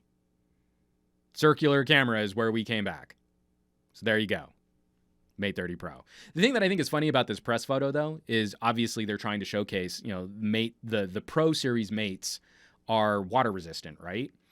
So they've got these phones that look like they're in free fall, and then a splash of water, showing, oh, this would be a water resistant phone. Except for the fact, if you drop a glass-on-glass sandwich phone, if you drop it into a puddle, you have pretty much instantly compromised the water resistance on that phone. This phone falling into a puddle like this and creating kind of a shockwave splash would not be water resistant anymore. So that's the Mate 30 Pro. See, this is the kind of stuff that kind of bugs. I do not like this wraparound screen. So you can see just how deep the screen slides into the edges and sides of the phone. This isn't solving anything. This doesn't fix any problems. It makes the device way more fragile. If you take a side drop on a Mate 30 Pro, all of this is now damageable display. So this teeny frame of metal is what's holding the sides of the phone together. And I'm not a fan. I don't like this. Goran Petrovic, I don't like this design. Curved screen, that round hole in the back. No, I don't like it. Memrangalat, waterfall wraparound screen is hogwash. And from Steve, Q3 Brecker, oh noes, this kills my drive to buy this device.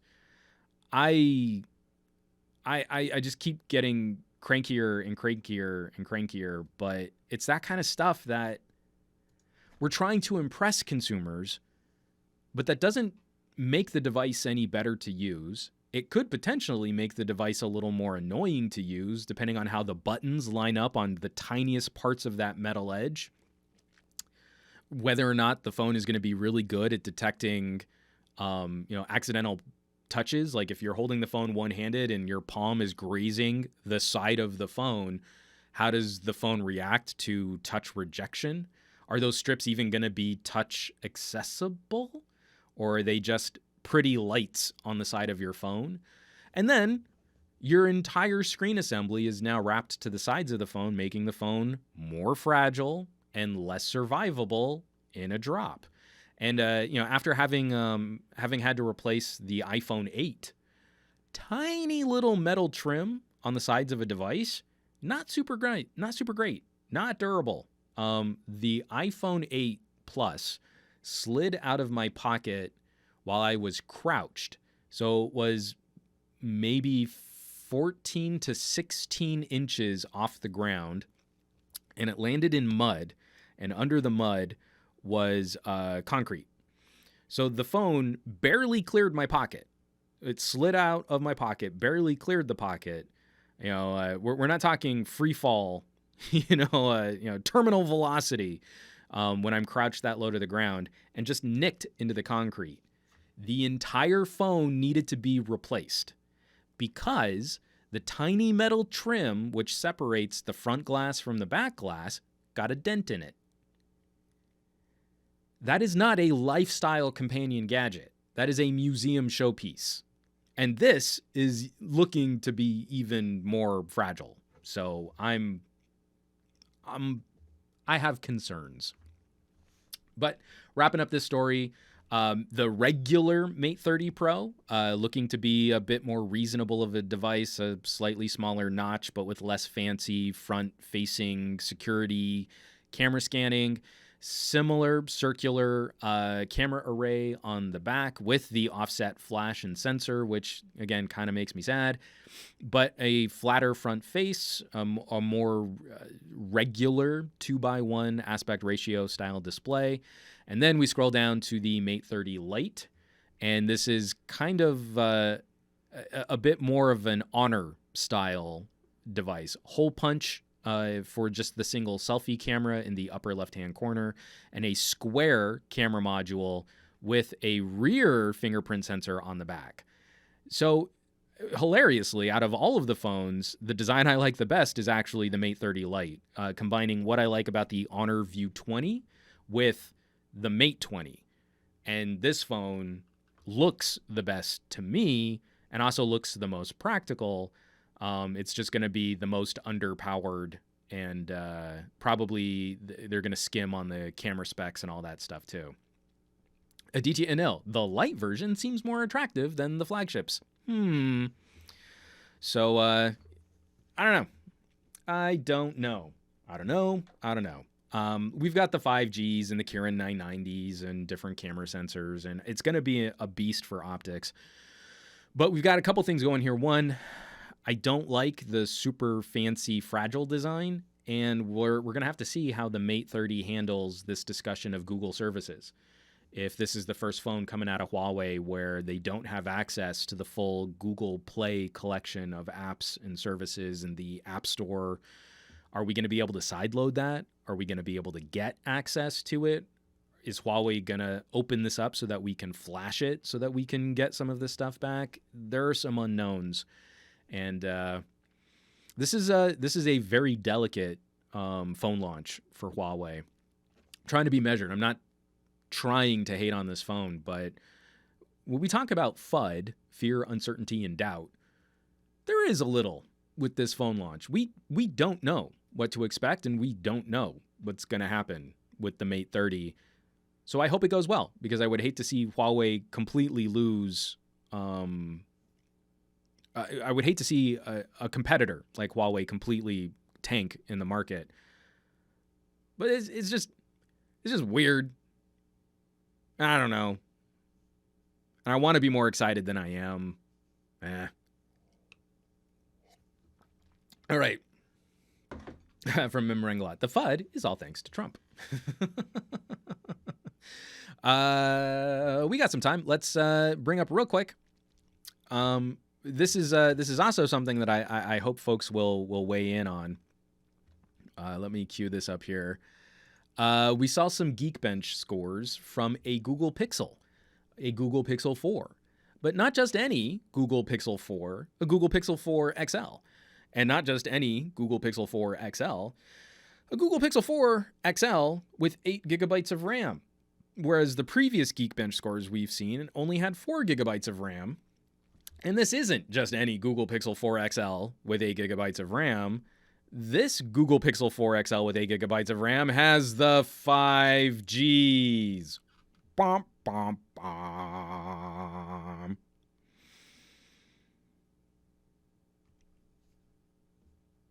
So yeah, this blew up all over my news feeds. There's another Google Pixel 4 leak. And it's going to have 5G. And the scores on Geekbench 5 look kind of the same as any other modern Snapdragon 855 phone.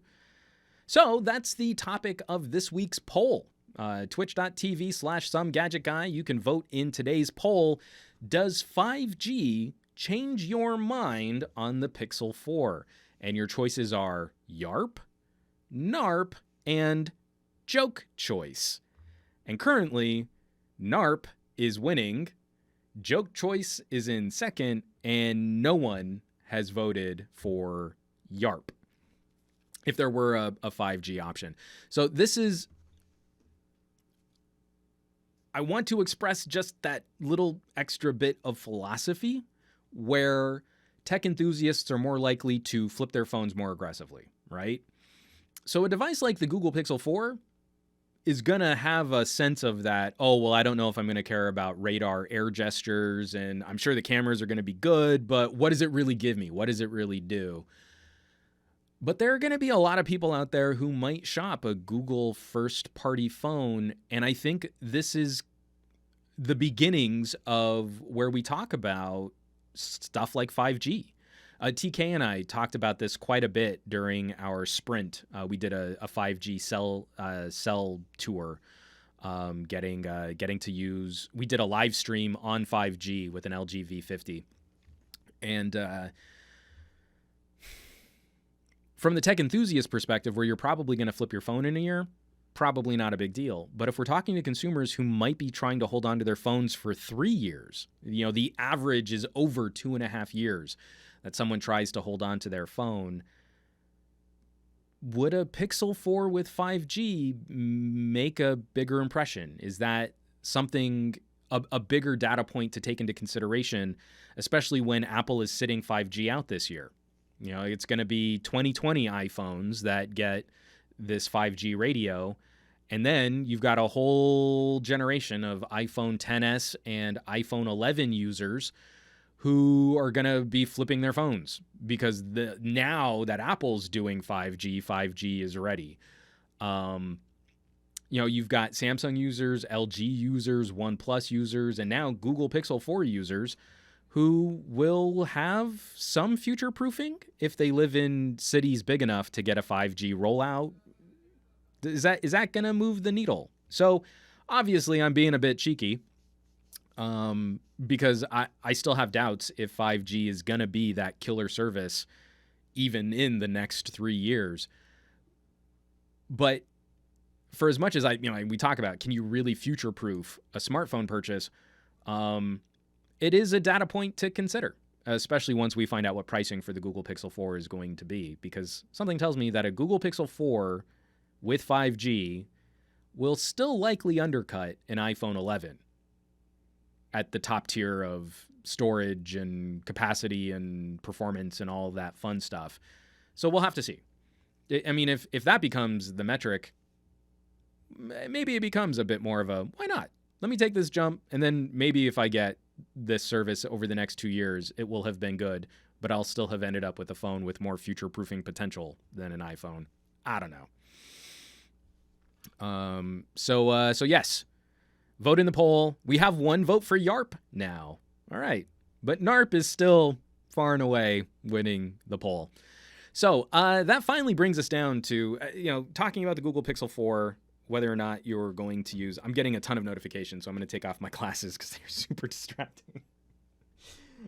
It is a good thing that they have a driving mode on these because AR is not quite ready for my evolved primate brain, its ability to filter out information and not fall for the pretty lights in my field of view.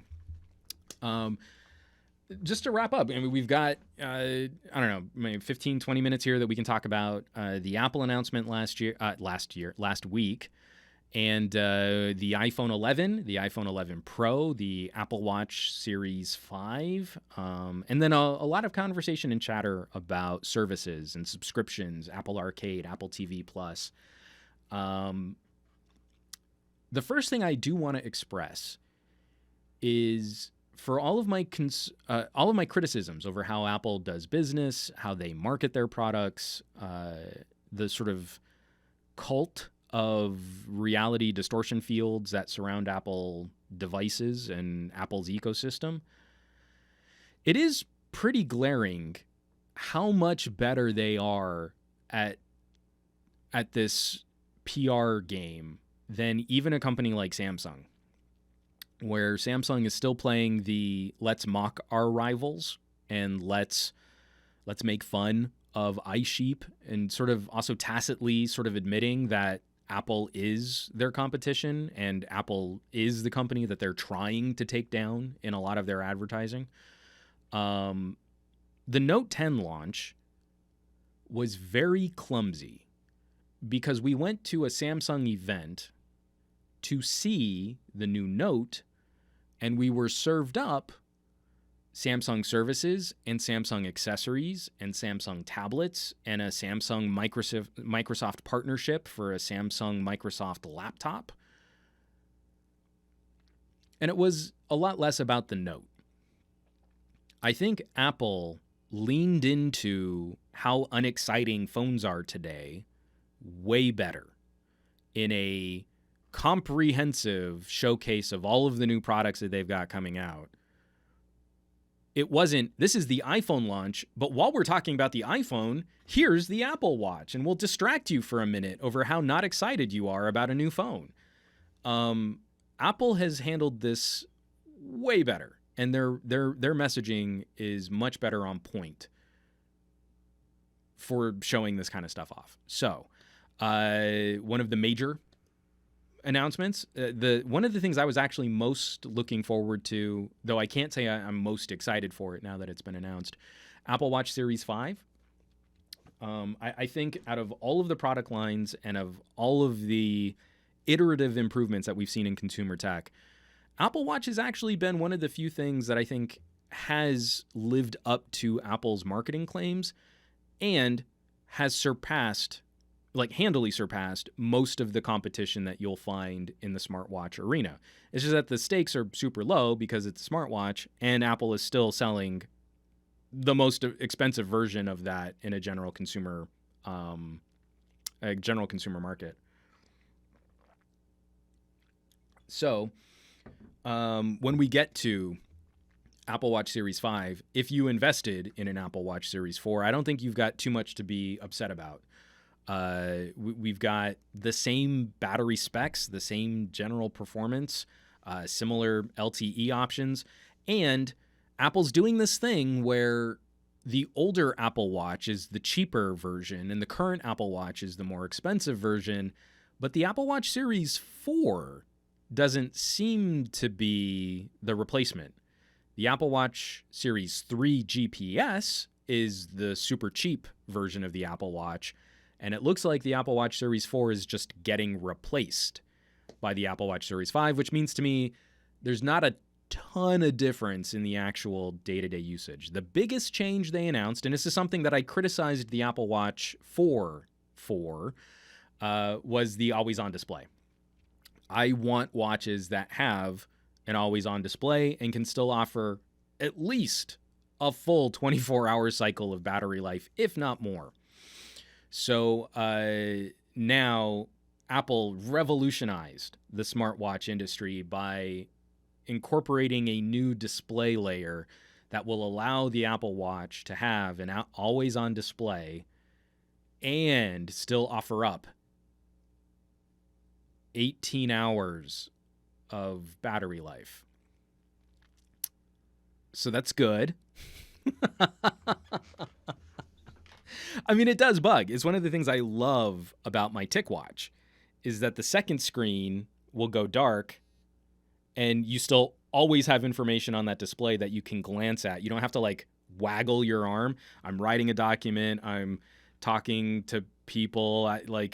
You can glance down and just get the time like any other normal watch. I mean, from the days of the Pebble, we still haven't even beaten the Pebble in actual lifestyle usability with week-long battery life. But I digress. And there's a hilarious article on The Verge. Well, I got to link this real quick. I'm going to show this off. The awkward days of the Apple Watch are over, written up by Nick Stat. And so he goes on to say, it's super awkward when you're in a conversation and someone's like checking their watch because it looks like a rude gesture. And now that the Apple Watch has an always on display, that's going to be less awkward. When no, it'll still be exactly the same.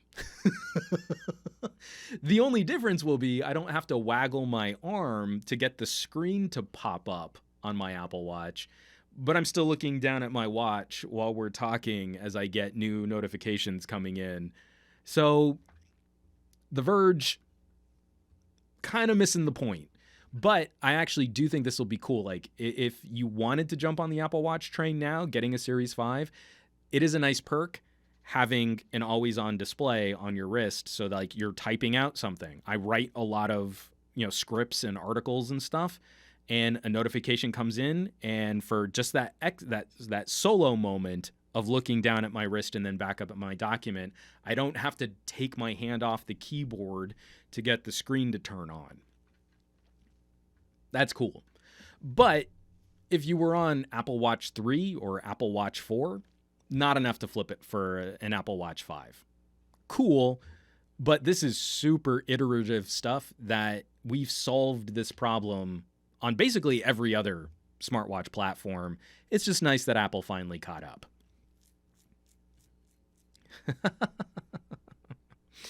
From Meme Wranglot, I would actually love to get an optimized Android build that will not make phones go battery drain willy-nilly and work this across the whole Android ecosystem.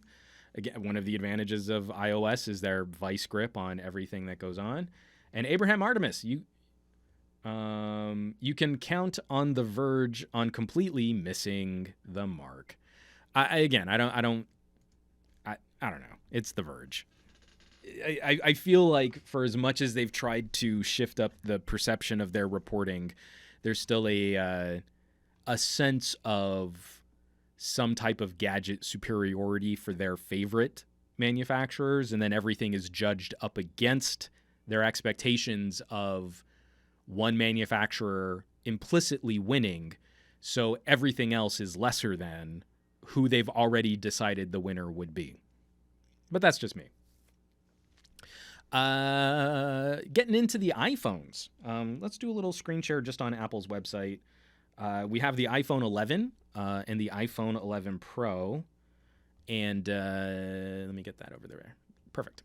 So, iPhone 11 Pro, a transformative triple camera system that adds tons of capability without complexity, an unprecedented leap in battery life, and a mind-blowing chip that doubles down on machine learning and pushes the boundaries of what a smartphone can do. Welcome to the first iPhone, powerful enough to be called a Pro. And they don't even tell you the price. They only tell you it's $600 with a trade-in. Huge asterisk. Apple is absolutely feeling the pinch on premium phone sales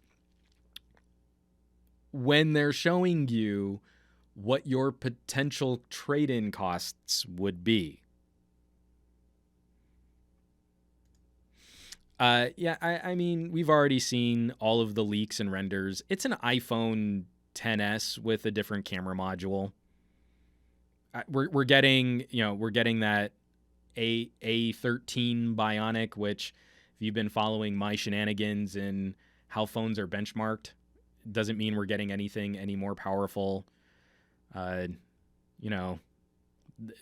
camera sensors that kind of look like a college dorm room hot plate, so you can take different photos and stuff.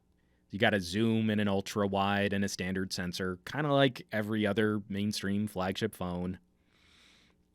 And the specs are pretty much about the same camera sensors. This 12 megapixel shooter is very well understood. Won't probably be much different than the sensor that's on the iPhone XS, and the iPhone XS is going to be getting some of their iPhone 11 features, like multiple camera recording. And I love these, like, oh, look, you can zoom and take ultra wides. Cool. It's good. I mean, V40 does that really well too, but it's good. I'm glad iOS users have an option to do this too. And an elegant and immersive camera experience. But again, we don't want to complicate it, so you don't get manual controls or any granular control, you have to get a different app for that. So it's the same iPhone performance and iPhone shooter and iPhone processing that we've been seeing since the iPhone 10. But, it's better. And you can shoot pro movies on it if you also have a $1 million soundstage and a crew of cinematographers and assistants and grips. And so you could do this too, just like the iPhone can. This clip right here, if you actually watch in the Apple keynote, someone pointed it out to me, that they quick cut between two iPhones. So they're tracking this guy who's walking through the rain and kicking this can in a puddle. And when you look in the Apple keynote, the person following him has a Steadicam, a little mini phone Steadicam rig to get this really great super smooth follow. Then they cut away and they cut back to a dude in a poncho holding an iPhone in this simulated rain without a case on, to try and conflate the notion of the iPhone image stabilization is so good, you can shoot super smooth video handheld, but they just showed us an iPhone tracking this shot in a gimbal. Now, when Huawei plays with depth of field blur and they shoot a photo with a DSLR, we call them out for it. Or when Nokia, way back in the day, was explaining image stabilization by showing a proper cinema camera on a Steadicam rig, we called them out for it. I kind of feel like Apple deserves a little shout out for confusing the performance of what this stuff really looks like by showing us iPhone footage. I am absolutely positive that this footage was shot on an iPhone, but it was shot with a full production facility with the full talent of a production facility. This isn't just someone walking around with an iPhone just captured this amazing shot with perfect lighting, just happenstance because the iPhone's that good. Kiwi Mad Dog 420 shot with an iPhone asterisk and with thousands of dollars of accessories and a full production team.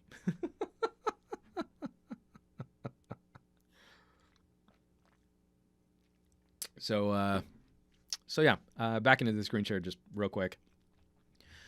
4K video, shoot it, flip it, zoom it, crop it, cut it, light it, tweak it, love it. Because you can do pro video on an iPhone.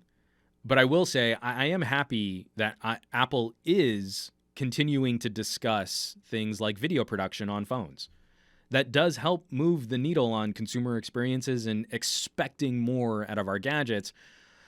I just wish this was a conversation that they had started in earnest around the iPhone 6S with 4K video. There's nothing inherent to iOS or the iPhone platform that makes this better or worse than a competing Android device, and usually an Android device that's significantly less expensive.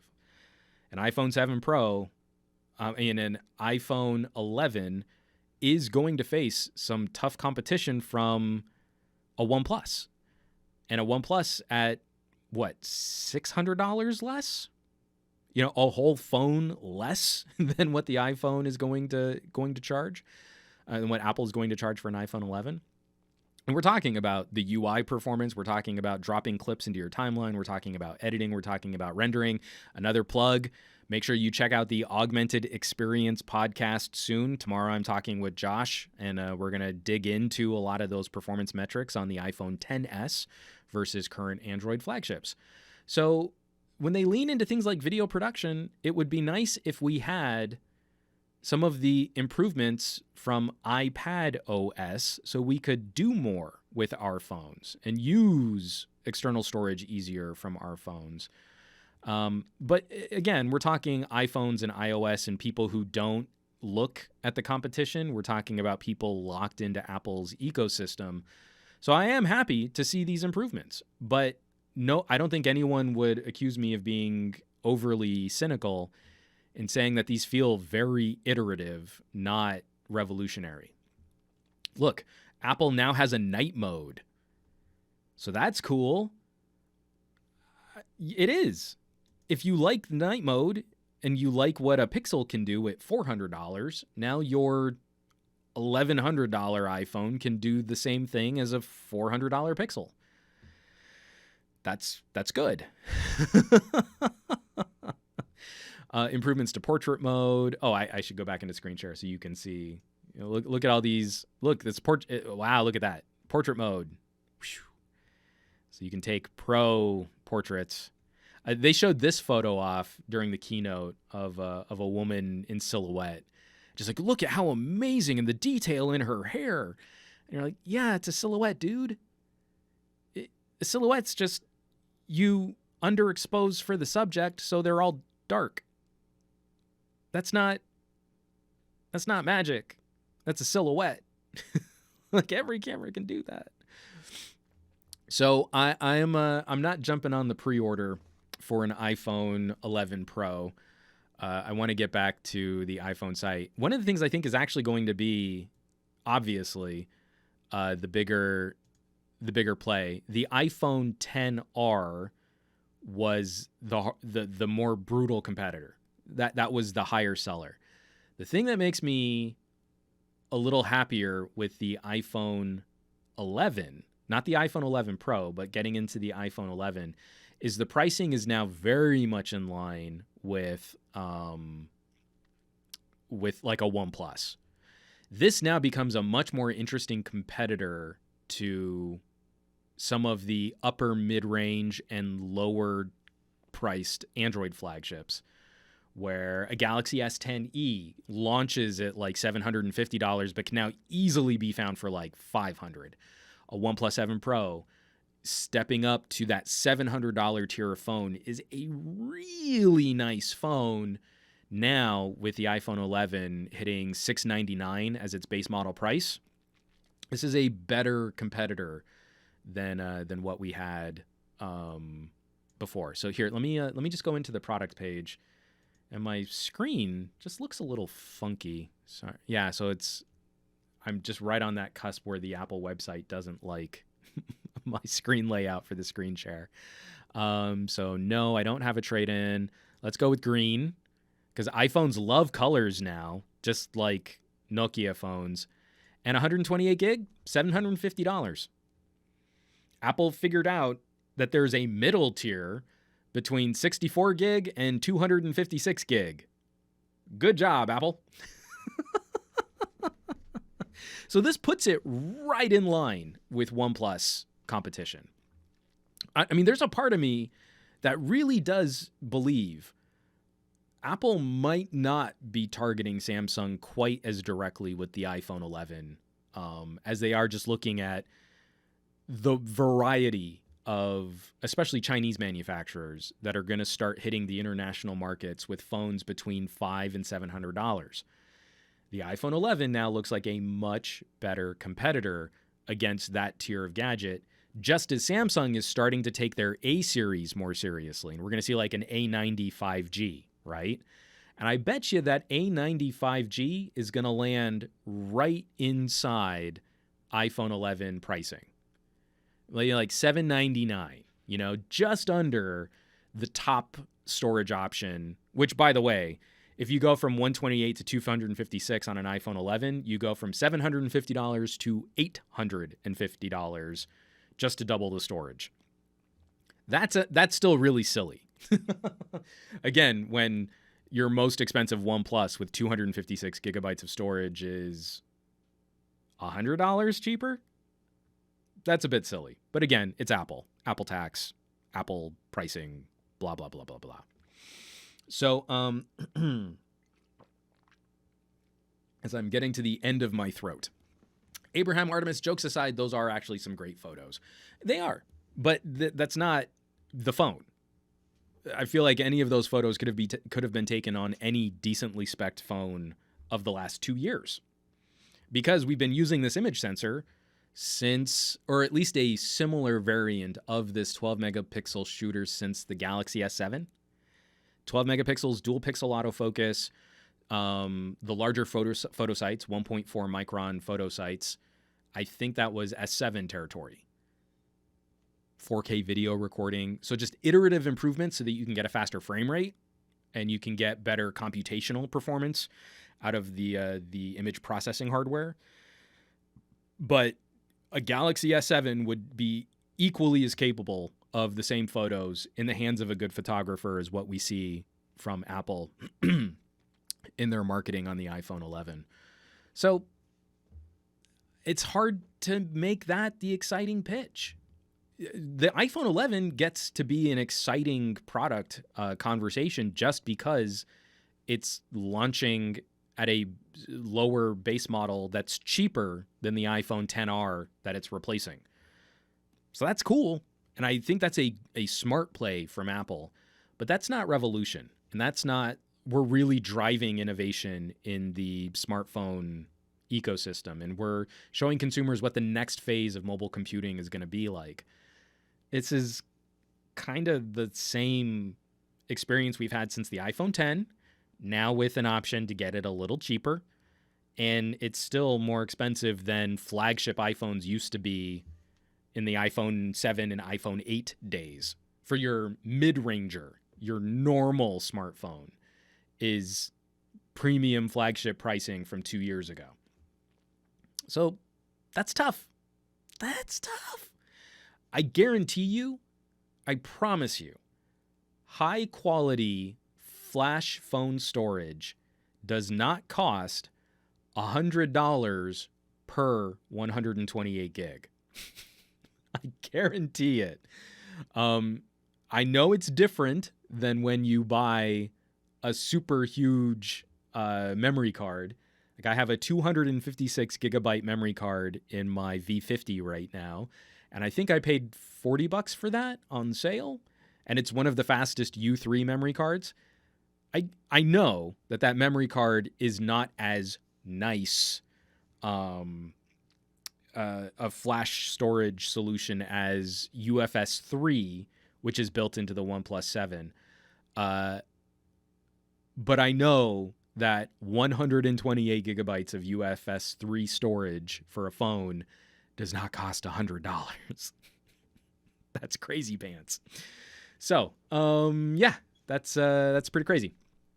And then the other things too, the iPhone 11 continues to use a 720p display, so you have 4 times the resolution on a OnePlus 7. I mean, spec for spec, you're going to lose, but at least if you're in the iOS ecosystem, the iPhone 11 becomes a much smarter suggestion.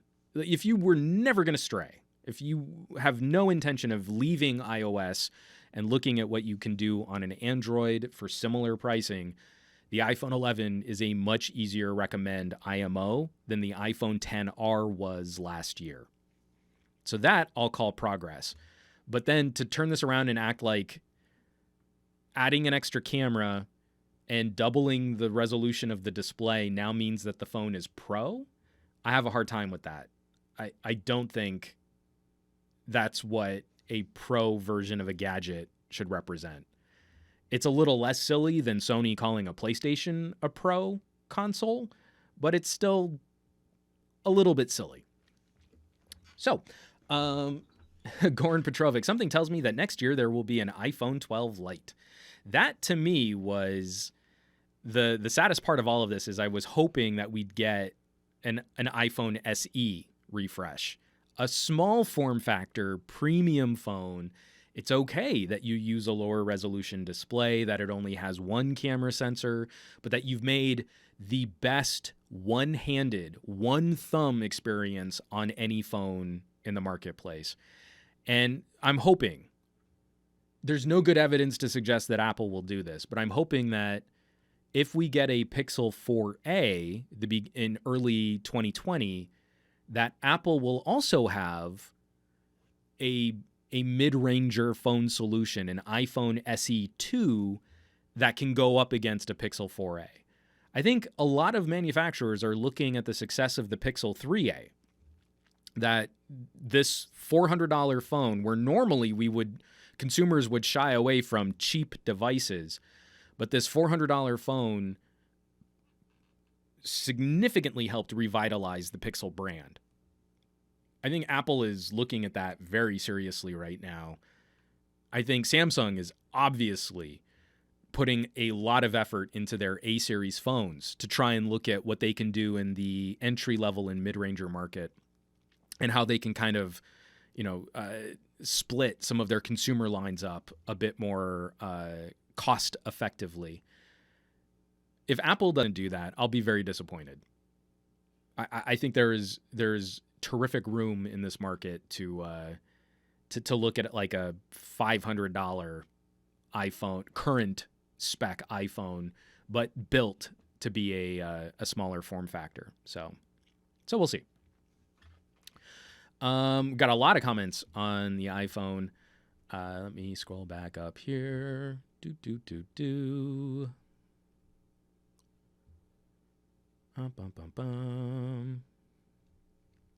Lots of people talking about all the things that Apple invented this year. Aditya Anil, 4K video on 64 gigabytes of non-expandable memory. And Matt Tyler, bang on. Good point. From Steve, night mode is not on the cheaper model, ? And Memrengalat, if I recall correctly, night mode is for all models because I think it is a software thing. So I don't have confirmation just yet that night mode will be coming to the iPhone 12s, but I'm pretty sure it will be if they're going to bring multiple camera recording to the iPhone 12. Not iPhone XS. What am I saying? iPhone 12. Ugh, it's been a long week, and it's only Monday. To the iPhone XS, if they're going to bring multiple camera recording, I would hope to see night mode. And so instead of really digging into an iPhone 11, I think I'm going to do a whole series of follow-up videos on the XS and just leave it at that. Like, here's the new camera features on the iPhone XS, and here's the new night mode on the iPhone XS, and iPhone XS, fine. Could stick with that. From Geet Matt in 1991, I thought you would do a render speed test between the iPhone SE and the iPhone 11 Pro Max. I don't need to buy an iPhone 11 Pro to do that. I just need to borrow one for however long it takes me to get a video file on the iPhone 11. So that could be a couple hours, depending on file management on the iPhone 11 and how much Apple apparently seems to hate the 4K 60 frame per second video that comes off of my Panasonic.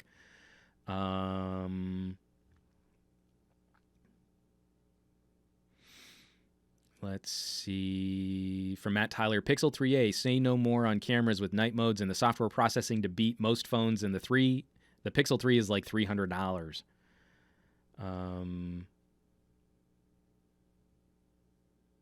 Let's see. A lot of people complaining about the price increase on the 128 gig to the 256. And also no 1080p screen on the iPhone 11. No, it is a 720p display. Oh, Aditya Anil, do iPhones have RAW support? iPhones have RAW support, but they do not have RAW capture in the iPhone camera app. And this was also another interesting thing about this iPhone 11 Pro announcement was how heavy they leaned on Filmic. So Filmic is a third-party camera app. It's kind of expensive. I want to say it's like a $15 app, but it gives you really good granular control. It's available for Android and it's available for iOS, but it looks like it's going to be getting a significant leapfrog on the iPhone 11 for these new features that they're talking about. Like you can have coordinated workflows and sort of a picture-in-picture style interface so that you can see different footage coming in from different cameras, and then you can select what your main timeline of footage is going to look like moving between those cameras. It looks really cool, but that's not Apple. That's Filmic. And that I have a problem with, is they're sort of conflating what Apple apps can do with what the iPhone can do. At least when Samsung showed off a bunch of their video, photo, and editing stuff, they didn't lean on a ton of third-party services. But a major component of the Apple keynote was showing off Filmic performance. So if you want RAW capture, you have to use a third-party camera app, but you can get RAW photos out of the iPhone. When I shot with the iPhone XS, and you can catch this in my full camera deep dive and the analysis on patreon.com/SomeGadgetGuy, the raw photos didn't seem to be anything special coming from the iPhone XS, so I doubt that they're going to be anything magical coming from the iPhone 11. Again, very standard performance between Apple and class-leading Android devices, and in some ways probably a step back from some of the mid-rangers in the Android ecosystem that are now stepping up to that 48 megapixel half-inch sensor, potentially better photo performance just from the hardware there if you shoot raw.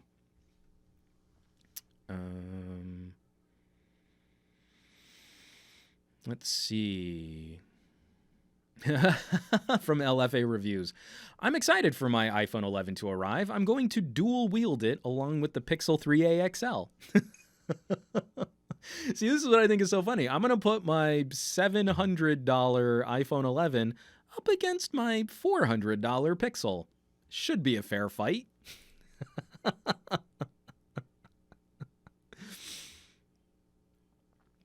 And then some people talking about the price discrepancies when you start talking about regional pricing. $500 in the USA is going to be $800 in another region. And Apple is not very good about leveraging. Like, they seem to almost want their products to be more expensive outside of the USA. Matt Tyler, October 15th, we will get to see the Pixel 4 for the first time. Wonder what it will look like. No way it will look like the iPhone 11, right? And a bunch of emoticons there. And LFA Reviews. Yeah, you get me. All right. So I think that's about as good a place to any as to start wrapping this up. Oh, from Mimringlot. I'll take just one more second on this one because this is a fun physics question. By the way, at SomeGadgetGuy, how much bigger is 1/1.7 inch sensor versus the half-inch sensor for smartphones? Because the next three from Vivo, the first phone using the Samsung 64-megapixel sensor, those differences are very noticeable and have been for a really long time. So 1/1.7 is roughly a 2/3 inch sensor. And half-inch sensors are what we're seeing in a lot of premium point-and-shoot cameras. Not half-inch. 1-inch sensors are what we're seeing in a lot of premium point-and-shoot cameras. So we're closing in on a sensor size, which is often the backbone of a $500 to $700 super zoom point-and-shoot camera. By comparison, you can pick up, or you can go and look at the photo performance of a phone like a Lumia 1020, a Windows phone which came out years ago. And that had a 2/3 inch sensor, which is going to be similar in size to some of these 1/1.7 or the 1/1.7 that's in like a Mate 20 Pro. Depth of field gets shallower. Light acquisition gets better, gets a lot better. And then when we start looking at these super pixel dense sensors, it's not that we want a 64 megapixel image. It's that we want a 4:1 compression ratio so that we can use each quad set of pixels to soak up a little bit more light and to help reduce noise and graininess in the final output. That's why these 48 megapixel image sensors have been so exciting, is that the jump from, take a Galaxy S10. Galaxy S10 has a 1/2.6 inch sensor. So it's a little bit bigger than a 1/3 inch sensor, a 1/3 inch sensor. That is noticeably smaller than a 1/2 inch sensor. And you can do the comparisons today with a similar aperture. That sensor size increase does result in a softer, shallower depth of field, faster shutter speeds, better light acquisition. And that's going from 1/2.6 to 1/2. When we go from 1/2 to 2/3, that has a significant evolutionary jump in photography quality. That represents a nice step up over what we're currently using. So those types of things, those types of moves get very exciting. And to see that on a Nex, to see that on a Vivo is awesome. Just like I got so excited about seeing a 1/2-inch sensor on an Honor View 20, why I don't think, OnePlus is really maximizing the hardware on the OnePlus 7 Pro. I think that sensor is capable of more than what OnePlus's software can really get out of it. We're into territory now, not on the iPhone, but we're into territory now on a lot of these players that our photography is going to continue to improve. It's a shame that making nice content from phones is still derided by a lot of people, or you kind of shrug like, oh, who would ever want to make video or edit video on a phone? And then you actually see the video quality that's coming off of these things.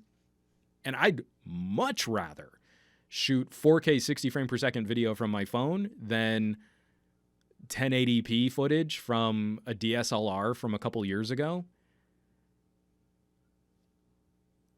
Yeah, it's getting good.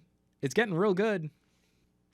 So, Abraham Artemis, one day we will get a smartphone to finally use the 1-inch sensor other than the Panasonic CM1. Someday. Oh, and a bunch of people in the live chat saying congrats to LFA. I think he just broke 20,000 subscribers on his channel. Big ups, LFA reviews. And that's where we're going to start transitioning out of this podcast. Again, hopefully a tease of things to come where maybe me and LFA might have some cool stuff to work on. Maybe a collab, or just, hooking him up with something that you might like his opinion on. I'm just saying, there's the very real possibility that LFA has been abusing his ears, and hopefully I can help fix that.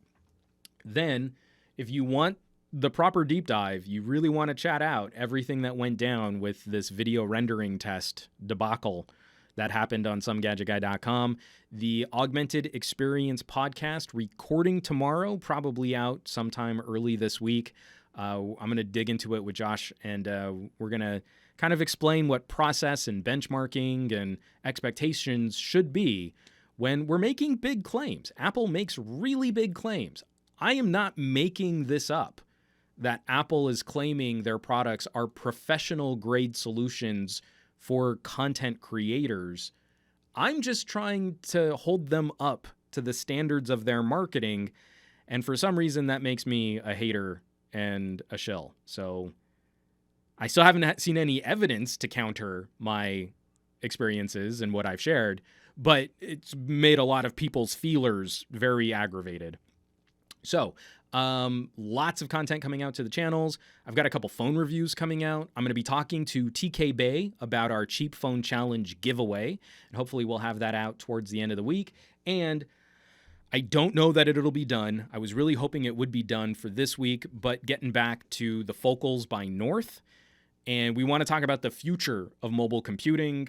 Instead of looking at a screen, maybe just wearing a heads-up display will be the future of how we get our tech done soon. We'll see. I have a lot to say about this. Is going to be a long video, so I'm putting it together piece by piece to make sure it's done right. All kinds of stuff. I'm going to jump now though, because I haven't even had breakfast. So I've got that like 2 cups of coffee, acid stomach thing happening. So it's time to, shove some food down my throat while I finish up the audio version of this podcast and staple together the interruption that we had in the live stream. So folks, LFA reviews, quesadilla time. I have no chorizo, but I do have some bomb New Mexican green chili. So I'm gonna make that happen. All right, folks, thanks so much. As always, thank you so much for watching, for sharing these videos and these podcasts and these live streams.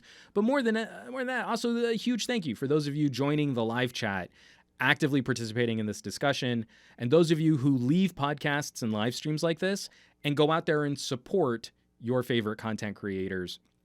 Never has it been more precious to be an active participant in the content you enjoy. So you're doing good work. Let's keep making some cool stuff together because we're all in this together. All right, folks, you know where you can find me next Monday on another episode of the Monday Morning Tech Chat Show on the SGGQA podcast channel. I want you to have a fantastic week. I want you to do awesome with your technology. I want you to be awesome with your technology. And I'll catch you back here for another live stream, probably in about 7 days. All right? Take care. I love you all. Be well. I'll see you later.